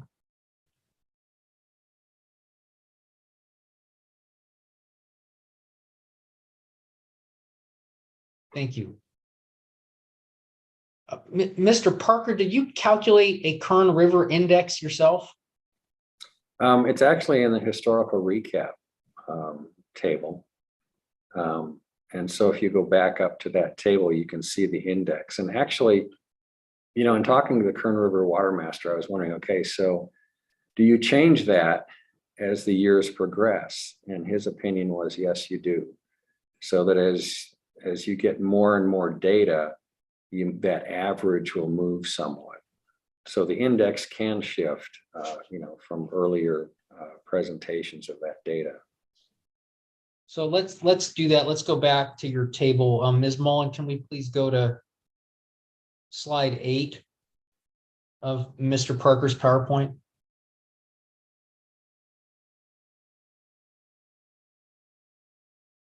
So, Mr. Parker, this is years. This table continues on to the next slide, correct? Yeah, I left out the middle piece, so just to keep the presentation more concise. So okay. I'm sorry. So you have your table is of Kern River flows at First Point by month from 1894 through 2020. Is that accurate? Yes. And then you have the column index in your table. Yes. And it states percentages, correct? Correct. What are those percentages of? They're a percentage of the average cumulative, the average flow in the Kern River as calculated by looking at all the years. So you come up with that average year, and as you saw in the other slides, it's about 720,000 acre feet. So 100% year would have 720,000 acre feet of water flow at First Point. A 200% year would double that. Is your Kern River index simply the average of first point flows? Compared to the average flow. So is the index a comparison to average flow, or is it the average flow itself? It's a comparison to the average flow. Okay, so let just for a really extreme example, Ms. Mullen, can we please scroll down to the next slide, slide 9? And Mr. Parker, do you see the year 2015? Yes, So for that year, would the Kern River index value be 19%? that's what's shown on the table. Okay. And for 2016, the Kern River index would be 51% of average. Yes, Is that correct? And then in 2017, the Kern River index would be 287% of average. actually, it reads 278%. You're right. Thank you. Appreciate the clarification. So Ms. Mullen, can we please go to Mr. Parker's slide 20?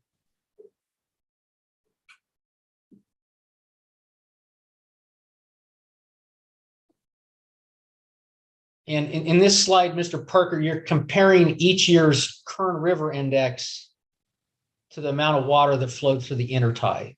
Is that accurate? Yes, it shows the particular year on the horizontal axis. The vertical axis on the left shows the acre feet that was recorded for the flow at first point. And then the Kern River index is shown on the right.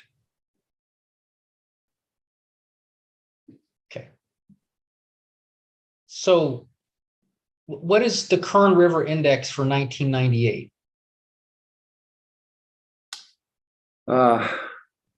It looks like it's a little under 250%. 1998 is 250. Oh, I see. Thank you. My error. I was mixing up the line and the bars. My apologies. Do you believe that this slide should be used to predict the volume of intertie flow based on the Kern River index? I think it gives a general indication of when intertie flows and flood flows would be available. This suggests that somewhere above 200% intertie flows historically have been available. Now, I would rely on Ms. Boisevain's analysis to actually do any kind of analysis of these flows. So I'm not equipped or ready to discuss anything further than that just general observation. As an annual value, the Kern River index would not account for seasonal variations in runoff, would it? Well, no, I mean, to a certain extent. For example, if you had an extremely cold year where the snowpack stayed in the Sierra and the runoff came much slower than on average, it would affect, it wouldn't affect the Kern River index. The same volume of water would flow that year. It would just come in a different season. So, for example, are you aware there was a large flood in Kern County in February 1978? I'm not aware. If there were a large flood in February of 1978, would that affect the timing of water through the intertie potentially? Well, it depends on many factors. When was the flood? What was causing the flood?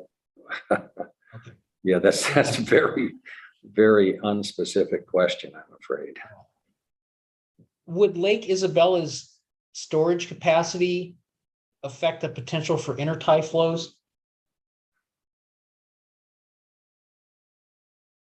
Well, yes, potentially. If Lake Isabella was empty, and there was a very wet year, some of that water that comes in above Isabella can be stored in the lake. And Lake Isabella's storage capacity is currently constrained, correct? Yes. Do you know when it is likely to be unconstrained? You have to ask the Corps of Engineers. Ms. Mullen, can we please pull up exhibit Buena Vista 808?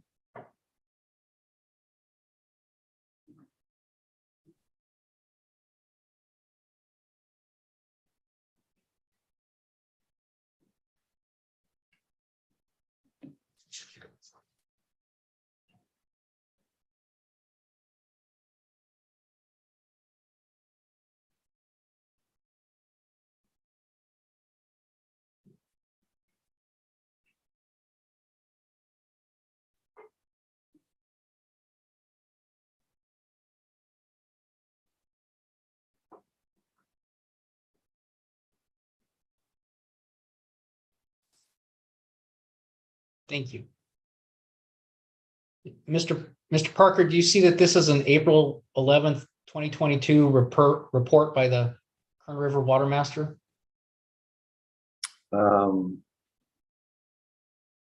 Yes. Do you receive these reports?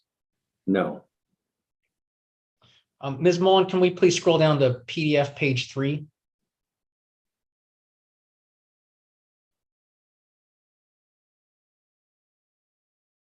And Mr. Parker, do you see this as a document apparently from the Army Corps of Engineers concerning Lake Isabella? Yes. Ms. Mullen, can we please scroll down to the bottom of the page? Oh, thank you.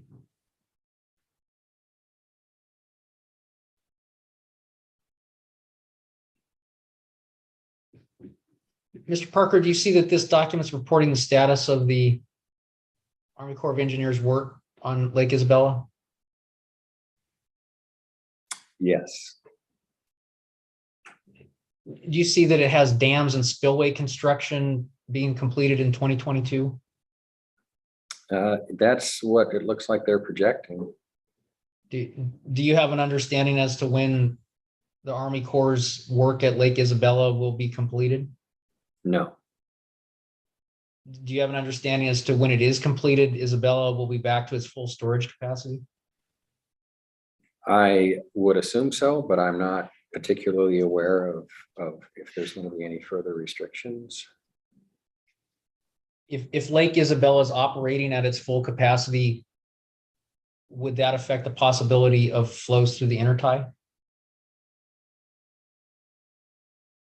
As compared to? In its current status with restricted storage?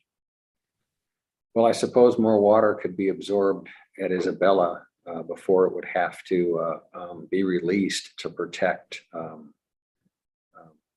the storage capacity of the lake itself. Okay, thank you. Ms. Mullen, could we please pull up Mr. Parker's written testimony, exhibit KWBA 300?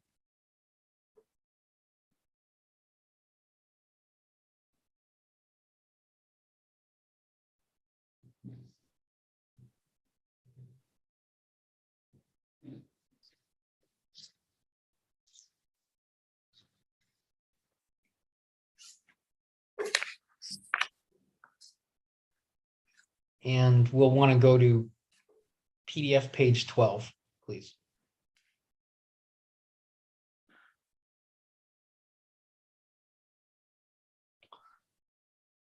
Mr. Parker, do you see in paragraphs 38 through 40 of your testimony, you express your understanding of how Buena Vista used cells 1 and 2 in 2017?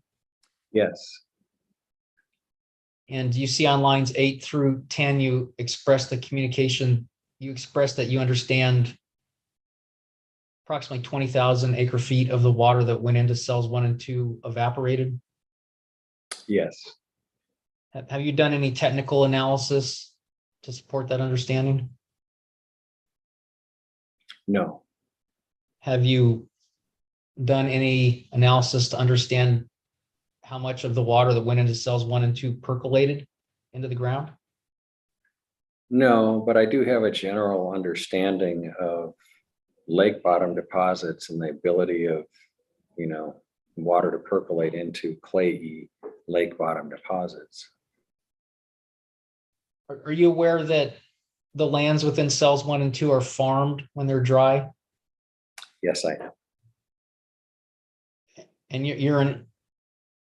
are you a licensed hydrogeologist, as I recall? Is that correct? Yes.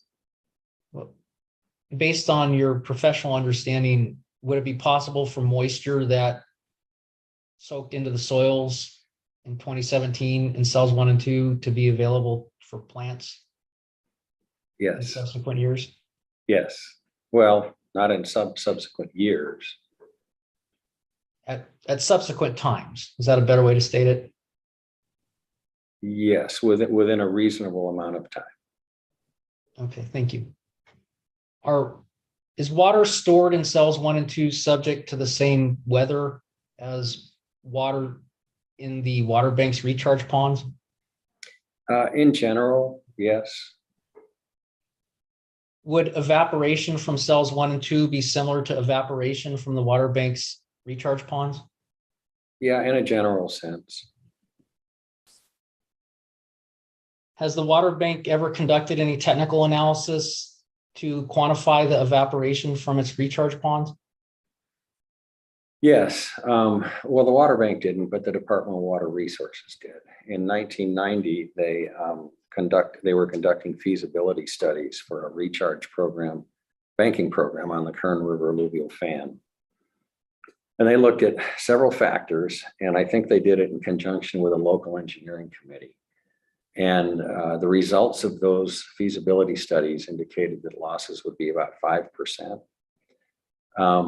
And then in the Kern Water Bank MOU, it establishes a 6% loss factor. And just to be clear, I want everybody to understand that a loss factor is dependent on how much water goes in the ground versus how much water is evaporating. Maybe I can use Dr. David's Jack and Jill bucket analogy here. If you have big holes in the bottom of your bucket, more of the water is going to go into the ground compared to the amount of water that's lost to evaporation, even if the evaporation rates are exactly the same. If you have big holes in the bucket, you're going to lose that water. The Kern River alluvial fan has got big holes in the bottom of the bucket. It's long been recognized that the sediments on the Kern River alluvial fan can absorb large volumes of water. And that's why there are several entities in Kern County that have developed water banking programs on the Kern fan. And all those entities are using that same 6% value, including the entities where Buena Vista Water Storage District is banking their water. So that's kind of gives you an idea of the extent of that 6% loss factor and what and how it came about through scientific study and engineering analysis, and that all the entities that are banking on the Kern River alluvial fan are using that same number. Now, you pointed out that the loss factors in the river, in the lake bottom, are much higher. And again, if you don't have any holes in the bottom of your bucket, the water's not going to come out. And so most of it's going to go to evaporation. Just an example, again, using the Jack and Jill bucket analogy. The lake bottom deposits are going to be clay. The deposits in the swamp district of Buena Vista are going to be clay. And the reason for that is geologically, as water comes out of the Sierra Nevada, it's carrying sand and clay. But until the water gets still enough for the clay to drop out of the water column, it's going to stay and be transported across the alluvial fan. So the sediments that are in the Buena Vista Lake area and also in Buena Vista service area, the Button Willow service area, have got a lot of clay. And just to give you an idea of how clayey that soil is, Buena Vista has undertaken 2 programs to put 240-acre recharge basins, a total of 140 acres of recharge basins within the district. In order to do that, their CEQA documents talk about excavating over 1 million cubic yards of soil to dig down to find the holes in the bottom of the bucket. No one has had to do that on the Kern River alluvial fan. The Kern River alluvial fan is recognized as a premier direct recharge area. And again, everyone is using that 6%, including Buena Vista, in their programs. And another thing too, Buena Vista is investing millions of dollars to develop banking programs up on the alluvial fan rather than in their district. If practically speaking, if those lake cells were a great place to recharge water, why wouldn't you do it there and turn that into a banking program rather than spending tens of millions of dollars up on the Kern River alluvial fan to do the same thing that everybody else is doing? So, Mr. Parker, returning to your testimony in paragraph 38, lines 8 through 10, you state your understanding that approximately 20,000 acre feet of 25,000 acre feet that went into cells 1 and 2 evaporated. Is that correct? Yes. That's an evaporation factor of about 80%. Is that right? Yeah, I would guess so. Yes. So your understanding is that cells 1 and 2 evaporate 80% of the water that goes into them. Is that right? Well, actually, I think some of the earlier documents indicate that any percolation was negligible and that virtually all the water evaporated. So, I mean, that kind of lines up with that thinking. I'm sure some of the water, entered the soil column.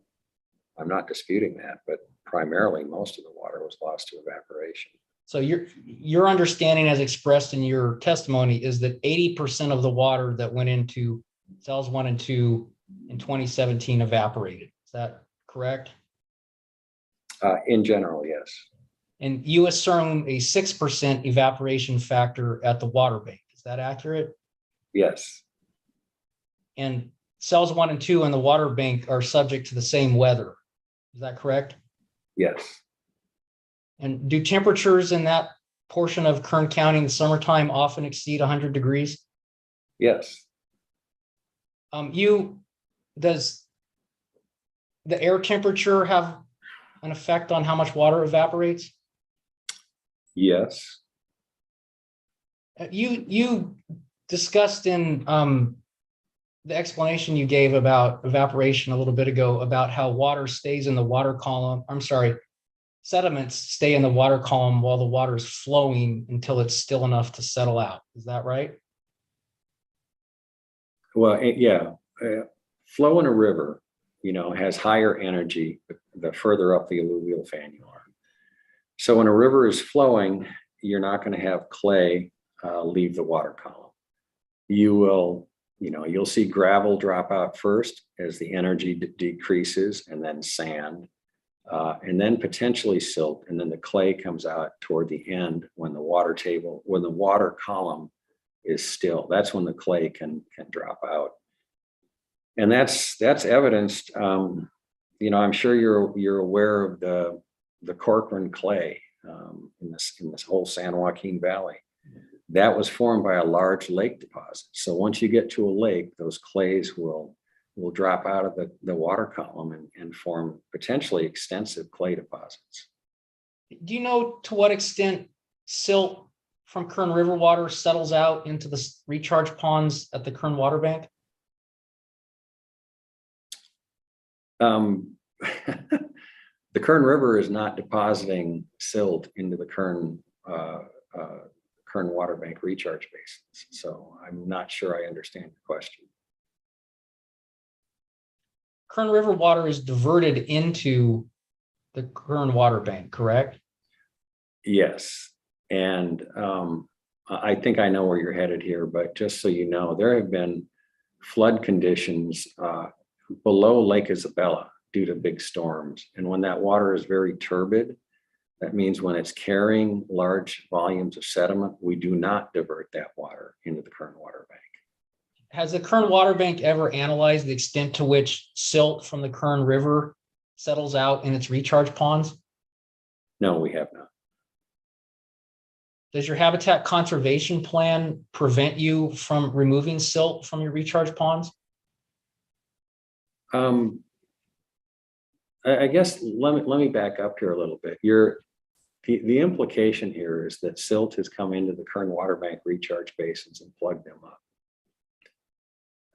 We have not had to do any maintenance on our recharge basins, nor have any other projects on the Kern fan. There are plenty of places where water is actually backed up along the Kern River at different weirs. And just as an anecdotal evidence for the ability of the water bank to absorb water, 2017, we absorbed more water than in any previous years. So practically speaking, we really don't want to try and fix something that ain't broke. Let's just put it that way. Okay, thank you very much. Mr. Parker, can we please go to, or I'm sorry, Ms. Mullen, can we please pull up Mr. Parker's testimony and go to PDF page 2, which is hard copy page 1. And I'm looking for paragraph 2.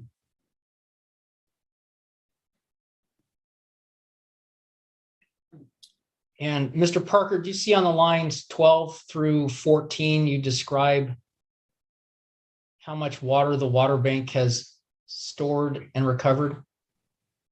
Yes. Is it a correct understanding of this to state that as of 2021, the Kern Water Bank states that it has over 1.1 million acre feet of water in groundwater storage? Actually, not right now. It's about 900,000 acre feet. Okay, so as of 2021, the number was 1.1 million acre feet in storage? Yeah, yes. And has the water bank extracted 200,000 acre feet of water from storage in the last year? Close to it, yes. Okay.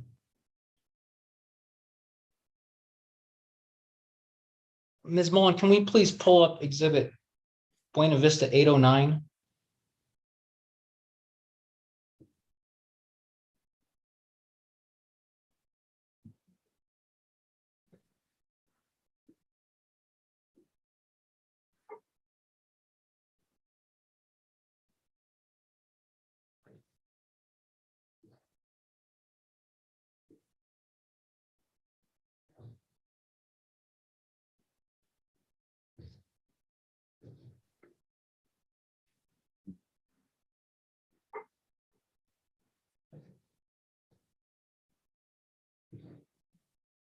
Is it possible to go into presentation mode, Ms. Mullen?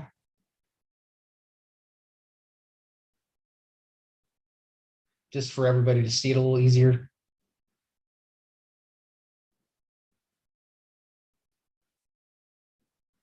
Thank you. Mr. Parker, are you aware of the Kern County Water Agency's groundwater monitoring program? It's actually the Kern Fan Monitoring Committee. Are you aware of that program? Yes. And do you recognize this document as a map that committee uses to identify wells? Yes. And do you see the bright yellow areas in the middle of the slide? Yes. And that's the Kern Water Bank, is that correct? Yes. Is the well labeled 16L a water bank well? Yes. Is the well labeled 07A a water bank well? Yes. Ms. Is the Kinsey, sorry, Mr. Pizzera, I'm gonna interpose a relevance objection. This really has nothing to do with the issues identified for this hearing, and we could spend an awful lot of time discussing the Kern Water Bank's wells, but that really has nothing to do with this proceeding. I would disagree strongly, Ms. Kinsey, for two reasons. The first is, as stated in Buena Vista's testimony, Buena Vista believes that the water bank's operations are drawing water out of Buena Vista. Second, the hearing issues identify the potential future need for water as a hearing issue. And third, Mr. Parker just gave his opinion that if it's not broke, don't fix it. So I want to understand the credibility of his statement that the water bank is not broken. I'm going to overrule the objection, but here's some limitations and boundaries on this. First of all, Mr. Becerra, that's not how I understood Mr. Parker's statement about if it's not broke. I understood that statement to be relevant to clay deposits in the recharge basin specifically. So maybe that's an issue we need to clarify. With respect to the subject matter of this line of questioning, I think, Mr. O'Brien, you saw consistent with my evidentiary ruling on some of your objections to Buena Vista's exhibits, that I am going to allow, to some extent, information about KWBA operations and groundwater conditions in the basin to come in with respect to potential future demands by Buena Vista. That said, Mr. Becerra, I don't think that a detailed technical analysis is necessarily probative in this proceeding, but I do want to give you an opportunity to at least make your points. So if I can ask you to move forward and not belabor it, but I will allow you to make your points. Does that make sense? Yes, I will hurry it along. Something like that. Thank you, Mr. Becerra. Go ahead. Thank you. Ms. Mullen, can we please go to the third slide in Exhibit Buena Vista 809? Mr. Parker, do you see that this is a hydrograph of well levels in the water bank's well 13D? Yes. Is well 13D the closest water bank well to Buena Vista's service area? Yes. The water bank began operating in 1995. Is that accurate? Yes. And this slide shows that the depth to water in 1995 was 120 feet. Is that accurate?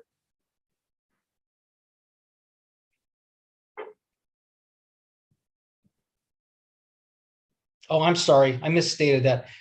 This slide shows that the depth to water in 1995 was between 140 and 160 feet. Is that accurate? Yes.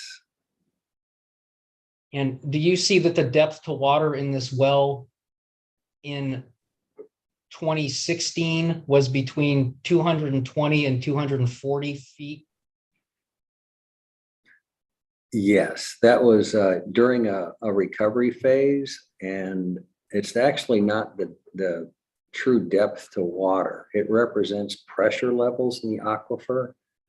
When you're pumping water, you have pressure levels that drop, but they don't necessarily represent the actual water levels. So as soon as you turn the wells off, you can see a rebound in the water levels.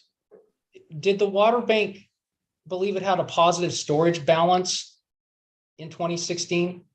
Yes. And these well levels show that the depth to water in 2016 was below pre-project levels. Is that correct? Again, that's not the depth to water, it's the depth to pressure. And when you're pumping wells, you see a drop in pressure in the aquifer, which again shows pretty steep rebound once you turn those wells back off. Okay, thank you. Ms. Mullen, can we please go to page 5 of Buena Vista 809?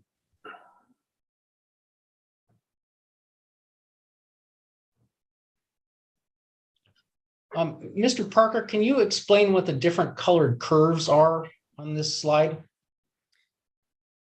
Yeah, this is a nested monitoring well. It's a series of monitoring wells. So if you look at the bottom of the hydrograph, you will see there are different perforated intervals indicated. And so the well is completed in different parts of the aquifer, from shallow to deeper parts of the aquifer. And in 1995, the depth to water levels were all right about the same. Is that accurate? Yeah, and the reason for that is it's an unconfined to semi-confined aquifer. And so all the water levels in all of the completions are going to be the same. As you start to recharge water, you'll see you'll develop a separation in those levels, again, based on where the completions are. And as you pump, you'll see a separation of those levels as well. Because again, they represent pressure levels in different parts of the aquifer, not actual water levels. And looking at 2010, the levels depicted on these curves are all below 1995 pre-project levels. Is that accurate? The pressure levels are below pre-project levels. And again, in 2016, all of these curves are below pre-project levels. Is that accurate? Yes, they are. And again, in pressure levels. Again, in 2022, all of the curves, except for the purple one, show a pressure level that is lower than pre-project levels. Is that accurate? No, not necessarily. The shallow completions, have gone dry. So that upper part of the aquifer may still be above the pre-project levels. And that would apply to all those other conditions as well. So whereas the pressure levels may be lower due to pumping, the actual water table may be above those pre-project conditions. Okay, thank you. And that would go for the previous slide as well. Okay, thank you.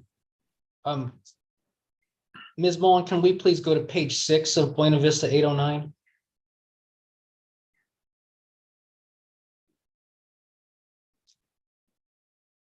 Mr. Parker, this is the hydrograph for the water bank's well 07A. Is that accurate? Yes. Were the pressure levels in this well in 2010 below the pressure levels pre-project in 1995? For the completions that have water in them, yes. Well, they're close. For 2016, are the pressure levels below pre-project 1995 levels? Yes. And for 2022, are the pressure levels below pre-project pressure levels? Yes. And I believe you stated earlier that as of now. No, I take that back, not in 2022. 2022, in your opinion, the pressure levels in the lower 3 perforations are not below pre-project levels? No, I take that. Yeah, they are. They are. Thank you. You stated earlier that the water bank states that it has approximately 900,000 acre feet of groundwater storage in place currently. Is that correct? Yes. Has the water bank ever analyzed how far pressure levels would decline if the water bank were to extract those 900,000 acre feet in groundwater storage? Well, they wouldn't. The ability of us to recover water is limited to a certain rate. And so it's not like we could recover that water instantaneously. It would happen over many years. And frankly, the way the water bank operates, if you look at these hydrographs, you'll see that the pre-project levels, for example, were, here at a depth of 180 feet. After significant recharge events, the water table was up close to 20 feet and so forth. And so you'll see that this is just a natural cycle for water banking programs. You see the exact same cycle that you're seeing here in all the other banking programs on the Kern alluvial fan. And again, including the ones that Buena Vista is involved with. And you're going to see these same these same types of hydrographs for any project that is developed on the Kern River alluvial fan. With the 2022 pressure levels shown here, has the water bank done a technical analysis of how far those pressure levels would decline if it were to extract what it claims to be 900,000 acre-feet of water in groundwater storage? Objection. Assumes facts, not an evidence, irrelevant, cumulative. I think we're really straying far from the scope of this hearing. Well, let's sustain in part, Mr. Becerra. I didn't follow the question, so that sometimes means that it's compound and there's too many parts. So will you break it down, please? It was a little long. I'll try. Mr. Parker, as of now, the Kern Water Bank states that it has 900,000 acre-feet of water in groundwater storage. Is that accurate? Approximately.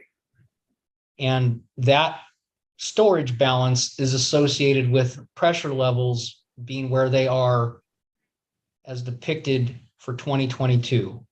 Is that accurate? Yes.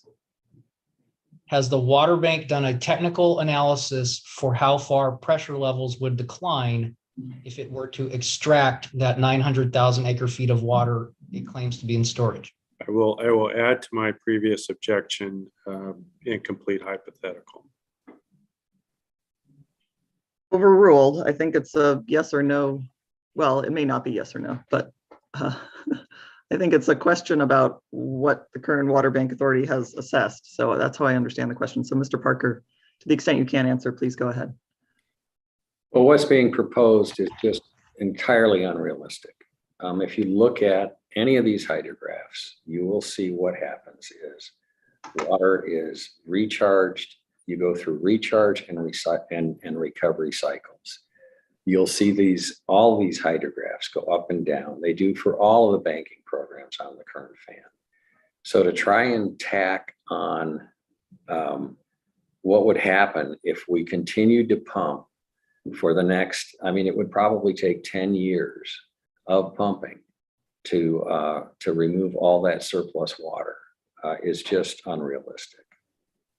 Thank you, Mr. Parker. I think from there, Mr. Becerra, let's. Yeah, I'll ask.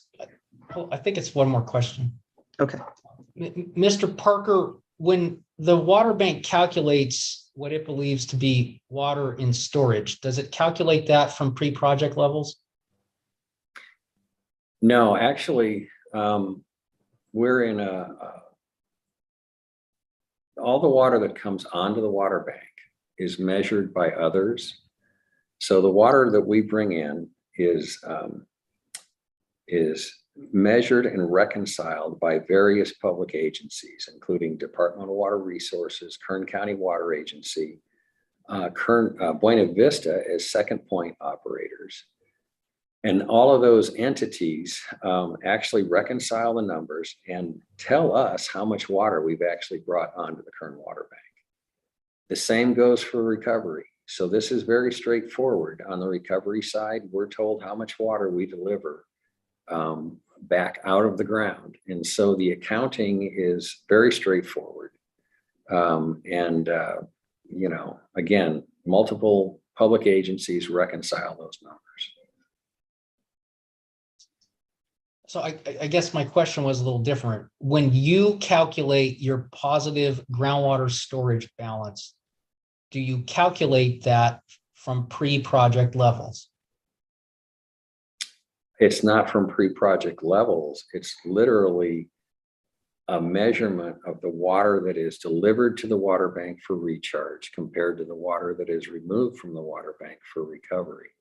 It is tied explicitly to the numbers developed by these multiple agencies and reconciled by these multiple agencies. When you calculate your positive storage balance, does it include any consideration of groundwater levels below the water bank? Again, it's what's colloquially it's called a checkbook balance by most of the entities in the Kern Basin, and it's a checkbook balance. How much water did you put in? How much water have you taken out? Thank you, Ms. Kinsey. I have no further questions for Mr. Parker. Thank you, Mr. Becerra.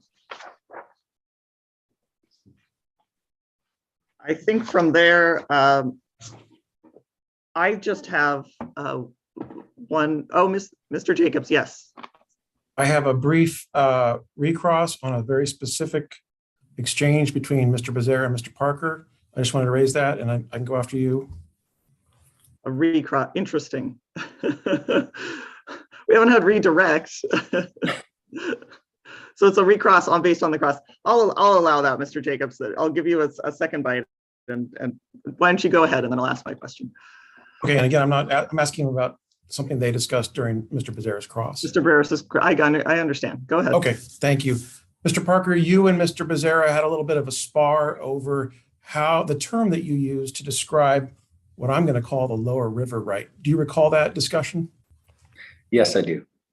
And it sounds like you don't like to use that term, the lower river right.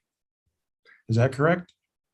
No, I'm not a lawyer. And so I don't want to, make any assumptions, based on what we're discussing here, because I'm not you, a water lawyer. I'm not Mr. O'Brien, a water lawyer. So what I was doing in my presentation, I was just looking at the allocations of water between the water interests. And I'm not trying to assign any kind of significance with respect to water rights or what's going to come out of these hearings and the state board later hearings. So I'm just avoiding that. So how do you refer to the lower river water that is allocated to the Kern County Water Agency? It is the lower river water. Okay. I'd like to, Ms. Mullen, I'd like to pull up now KWBA 300, please.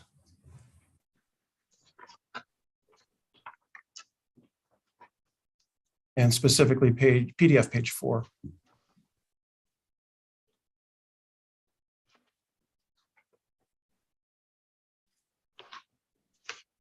So I believe, Mr. Parker, you just said that you like to call it the lower river water. Is that correct? Well, that's what I'm doing today, for sure, certainly. And I know that I have slipped in my testimony, and I've said things like lower river right, and I apologize for that. I'm just trying to clarify, that again, I'm not a water lawyer, and I'm not, assigning specific rights or values in any of my discussion. Mr. Parker, is it accurate to say that you described the law of the river quite extensively in your testimony? With respect to operations, really all that I tried to glean, from looking at some of these documents was, how water would be allocated to the different river interests. Okay. So other than that, I'm not well versed, especially from a legal perspective. Now on PDF page 4 here of your testimony, which is KWBA 300, paragraph 11, the first sentence begins, the lower river group right. Do you see that? Yes. Okay, and those are your words to describe the lower river water? Yes. Okay, and in that next sentence, it starts, the evolution of the right. Mr. Parker, those are your words, correct? Yes, they are. And going to the next page now, paragraph 12, first sentence, it starts, by 1981, the lower river right. Here you've described it again as the lower river right, correct? Correct. Mr. Jacobs, let me just pause, and I appreciate what you're doing. I can also note that I already noticed what you're pointing out to us today, and I understand it. So we don't need to go through the entire document because I can read it. Fair enough. I have one more follow-up on this. Mr. Parker, you testified that you've been general manager of the Kern Water Bank Authority since 1999. Is that correct? Yes. And were you general manager during the proceedings that began in 2007 when 5 of the 6 applicants filed their applications with the State Water Resources Control Board? Yes, I want to clarify, when I first came on to the water bank in 1999, I was a project manager. It was a few years later that I became the general manager. Were you general manager by 2007? Sorry, Mr. Jacobs. I'm going to object at this point. We're now getting beyond anything that Mr. Pizzera asked about, and I think you've been certainly accommodating to Mr. Jacobs, but I think we're now going beyond the scope of Mr. Pizzera's cross-examination. Well, I have about 2 questions left, and they're directly related to this recharacterization. Really, kind of an unfair shot at the lower river right in his cross-exam response, where he has now changed how he is referring to this right. Well, I don't appreciate Mr. Jacobs' characterization of Mr. Parker's testimony. We can characterize things as we want. He said what he said, and we're now moving beyond Mr. Pizzera's questioning. Mr. Jacobs is taking advantage of your accommodation, and I object. I think, Mr. Jacobs, I think at this point, the probative value of what we're going through is complete. These are also issues that I think were apparent on to some extent, apparent on the face of the document. I realize it came up more obviously in Mr. Pizzera's recross, but I think I understand the point, and I don't know that it's particularly probative here because I can see the distinction that's made in the testimony and written testimony and then the oral testimony today. So with that, I'm going to wrap you up. Unless there isn't any other question other than pointing out this distinction in the lower river right and lower river, what we're calling water, with respect to Mr. Pizzera's recross. My questions were simply to establish that the Kern Water Bank has literally filed administrative briefs with the State Board and legal briefs with the Superior Courts and the Court of Appeal, recognizing the lower river right. And the exchange between Mr. Pizzera and Mr. Parker seemed to change. I mean, he represents the Kern Water Bank here, and he seems to be changing their characterization of this right. Let's wrap up, Mr. Jacobs. So we're done, but I will point out there is rebuttal, so you will have an opportunity as appropriate to revisit this issue. Fair enough. Thank you. Thank you.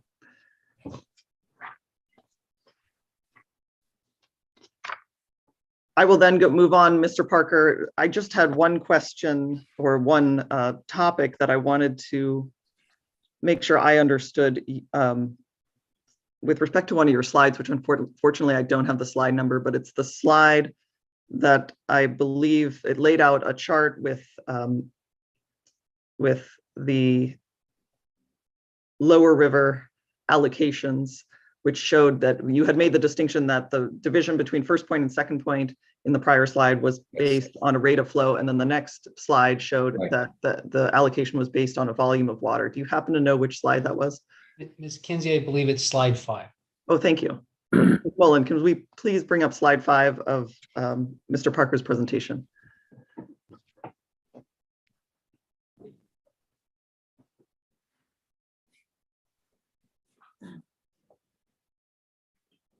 Yes, this is the one. Thank you. Good.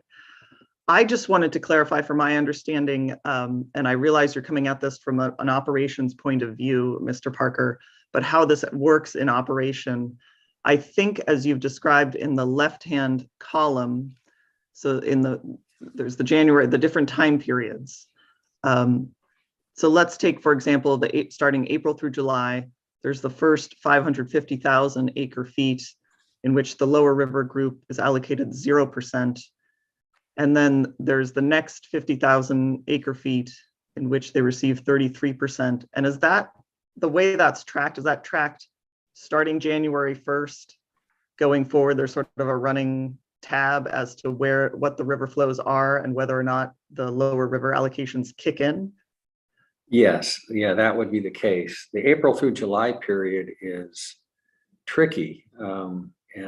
And this is just based on my understanding with discussions with the former Kern River Water Master. But for that period of time, the river interest will look at a Department of Water Resources bulletin that projects runoff.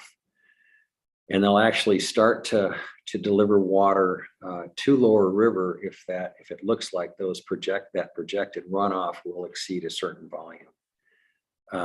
And again, it's, the river interests have to to figure out, okay, how much do we give and so forth.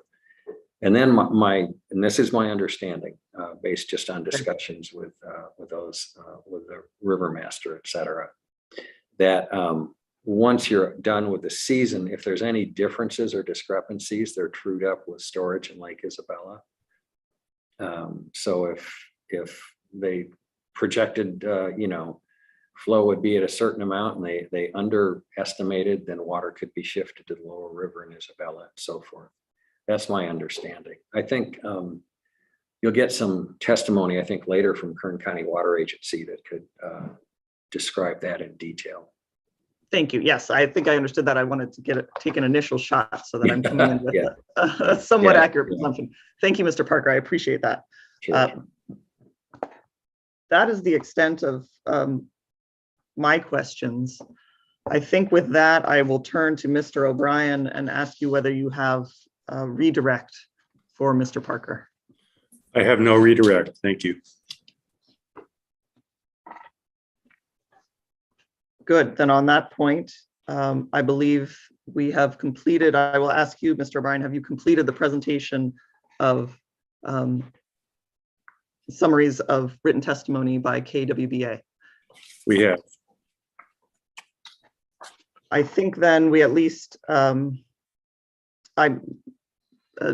Jacobs, I realize we still have an outstanding objection to Mr. Parker's testimony. So I think we should take that up now, and then we'll see if we have time. Probably what we'll do, we'll take that up and then go ahead and move to admitting KWBA's exhibits into the record, and then hopefully we'll break for lunch at that point. So that's my general sense of where we'll go. Mr. Jacobs, my understanding of the outstanding objection to Mr. Parker's testimony is with respect to paragraph 11 and footnote 15 in his written testimony. Is that right? Is that your understanding too? That is correct. And then there's an exhibit that's related to it. 308, I believe. 308, yes. Yeah. Thank you. And I think I had what I had retained from ruling on was the nature of the hearsay that is KWBA 308. I think KWBA had responded in their written response that it may fall within the exceptions for official records and also the ancient writings exception, as well as a statement by a party opponent. And I noted that this could be relevant, whether or not it falls within a hearsay exception, it could be relevant to the how that evidence can be used in any ruling that the board may adopt. Give me a moment, I'm gonna flipping through Mr. Parker's testimony here. Here we go. Mr. Jacobs, I suppose I'll give you a chance first since it's your objection. Do you have anything to add to my summarization of the outstanding objection? Well, I think that you accurately pointed out that this is not a 30-year-old document, so it doesn't qualify as an ancient record. It is double hearsay.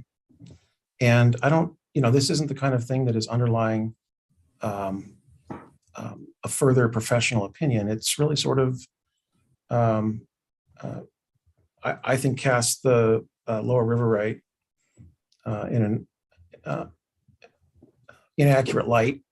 And for that reason, we object to it being part of the record. So we've already briefed this. Thank you, Mr. Jacobs. And I will say, just to note, I do hope that we'll have a proposed order to the board before this becomes a ancient writing. So I do have that goal. Mr. O'Brien, I'll turn to you. I have nothing to add to what we discussed in our briefs, Ms. Kinsey.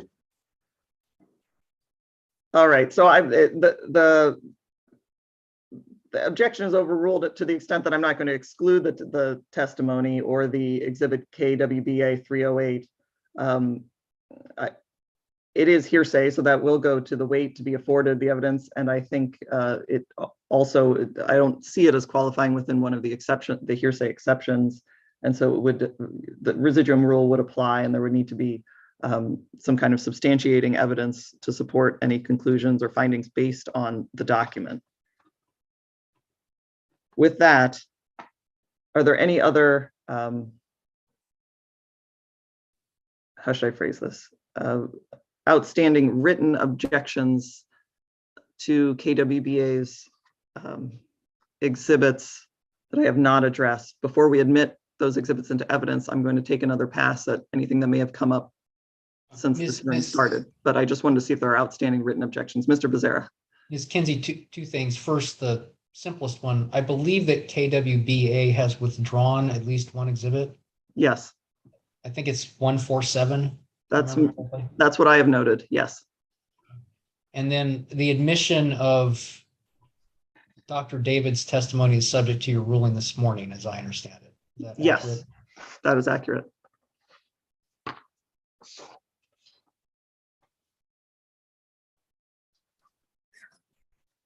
So at this point, I will turn to you, Mr. O'Brien. Would you like to offer KWBA's exhibits? Well, let me take a step back. First of all, I think Mr. Becerra, it was you who suggested, tell me if I'm wrong, you who suggested that we, the new exhibit numbering practice by witness and testimony. Was that your suggestion? It was. That's giving credit where it's due. Okay, I do want to say that I found it to be extremely helpful and more helpful than I thought. So thank you for that. And then the only minor drawback that I found here was that I am going to list out the exhibits in groups just to clarify that there are gaps in the numbering, that we aren't admitting the interim. So it just takes a little longer for us to admit the exhibits. But other than that, I did want to thank you, Mr. Becerra. I think it's a practice I'll use going forward. So it works quite well. Ms. Kinsey, just yes. I just want to make sure we're talking currently about Kern Water Bank Authority's exhibits, correct? Which are numbered sequentially. They're sequential, but there are gaps. So for example, we have KWBA 001 through 024, and then there's a gap. We have KWBA 100 through 146. Okay, yes, thank you. Right, yeah, okay. All right, so at this time, Mr. O'Brien, would you like to offer KWBA's exhibits, which I have written down as KWBA 001 through 024, KWBA 100 through 146. There's a gap here because you have withdrawn KWBA 147. So we next pick up with KWBA 148, and then KWBA 200 through 248, KWBA 300 through 327, and then we have KWBA 400 through KWBA 415. And this, I just wanted to note that the 400 series includes the deposition transcripts of Mitchell Moody and Matthew McCarthy and the related exhibits. I have a note here. I did mean to ask you, Mr. O'Brien, what are KWBA 414 and 415? That wasn't clear to me. Sorry about the cold call. I may need some help from Ms. Tokar on this. Okay. I believe 415 is a document we're going to be using in cross-examination. I see. Okay, so we should not be including those in this. Correct. In this list. If I may, Ms. Kinsey, that's yes, correct. KWBA 414 and 415, I think were moved over a little prematurely. 415 is a document we might use on cross-examination. I understand. So, and I'll get that with our team. Hopefully they're listening, but those should not be in the download folder yet. So I'm going to amend that last statement for the KWBA 400 series that it should be, at this time, we're considering admission of KWBA 400 through 413. Mr. O'Brien, is that accurate? And do you wish to offer those exhibits into evidence? Yes, it is accurate, and I wish to offer those exhibits into evidence. Thank you. Saving some time with my compound question. At this point, are there any, noting my ruling that evidentiary rulings should be raised in writing in advance, but based on the fact that we've gone through this hearing, are there any additional objections to the admission of those exhibits into the evidentiary record for phase 1B?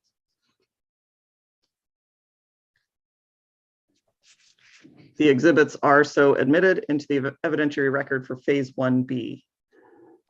Ms. Kinsey, I do have one logistical question. Yes. The water bank has a number of North Kern exhibits and a Bakersfield exhibit as well. Yes. And then we've followed a similar practice. Do we move those in at the close of our cases as well? I do want to move those in that way. Okay. Do I have, is it, Mr. O'Brien, I don't think I recall, did you have exhibits from phase 1A that were to be moved into evidence? There are. Okay. Will you We please- did, yes. I don't know. Oh, I do have a list of those. Or at least, or point me to, did you make that submission associated with a submission to my office? And can you give me the date? We did, and I'm going to ask Ms. Tokar if she has the date readily available. Thank you. Yes, Ms. Kinsey, they were submitted with, when we submitted our exhibits, I think it was April 4th.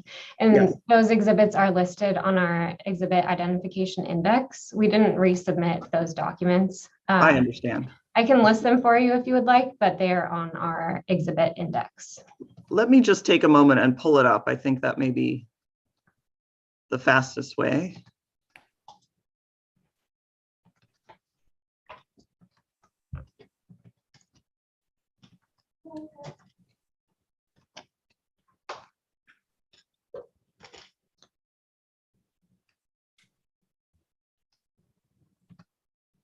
Okay, good.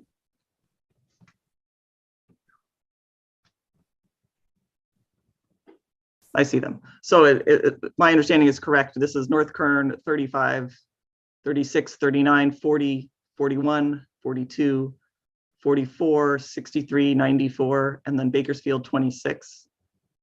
That's correct. That's correct. And there are no others. I was just scrolling through quickly to make sure I didn't miss any. Okay. Mr. O'Brien, I'll turn to you to offer those into evidence, and then I will hear whether there are any objections. I offer those into evidence. Are there any objections to the admissions of those exhibits into the evidentiary record for phase 1B? They are admitted into the evidentiary record for phase 1B. My last note I have here to deal with, Mr. O'Brien, is a request for official notice that came in on April 25th. I think there are 5 documents there that are still outstanding. I think it makes sense to take a look at those now, just in terms of giving them some kind of exhibit number. I would propose that KWBA give them some numbers. Does that seem acceptable to you? Yes. And shall we continue with, what we can do is continue with the 400 series, but start with 416? I think we lodged a couple Others, okay. Yeah, so maybe start with 500 for those. We could do 500 series. I believe they're all court decisions, so that probably makes sense. They're court decisions and then applications, the applications to appropriate water. Right. So let's describe those quickly. Excuse me while I pull that up. So I can follow along here, the email where these were distributed was what date? That's what I'm just pulling up. I believe it was the 25th of April, but yes. So on April 25th, it's in our files as KWBA's request for official notice. And if I could clarify, is the email from Ms. Olmsted, Ms. Tokar, or someone else? It was an email from Ms. Olmsted followed by an email from myself.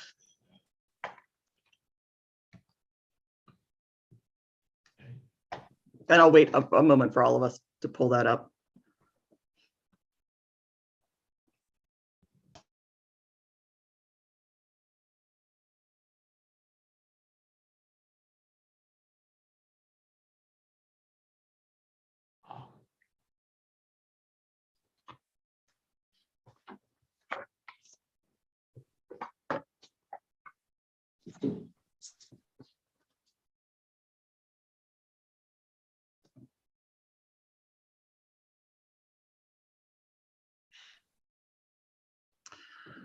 So we are looking at KWBA's request for official notice in support of Kern Water Bank Authority's Phase 1B opening brief and oppositions to motions in limine. This was submitted on April 25th to the AHO. It identifies 5 exhibits that are submitted for official notice. What I'm going to do here is just have KWBA make an offer into evidence and see if there are objections, and we'll start that way unless there's another better proposal. At this point, after taking a brief look, Mr. Becerra, do you have any concerns about that proceeding? Well, I'm unable to use the share file link in Ms. Tokar's April 25th email at the moment. I'll have to. What we can do is we can take a break and give you a chance to look at it. It's available with the exhibits attached, are available on the AHO's FTP site. So you can find it there as well. I think we can deal with this hopefully pretty quickly when we return from a lunch break. So that's what I would propose to do, just to make sure we all have a chance to look at it. Thank you. Are there any other procedural matters we should address before we take a break for lunch? I have just a logistical request. We Yes. added to our FTP post link, just a brief PowerPoint I plan to use in our opening statement. So I just want to make sure that's available. Okay, thank you. Thank you. All right, let's break for lunch. We'll return at 1 p.m. Please log out of the Zoom and log back in, and I will see you in approximately an hour. Thank you very much. Thank you.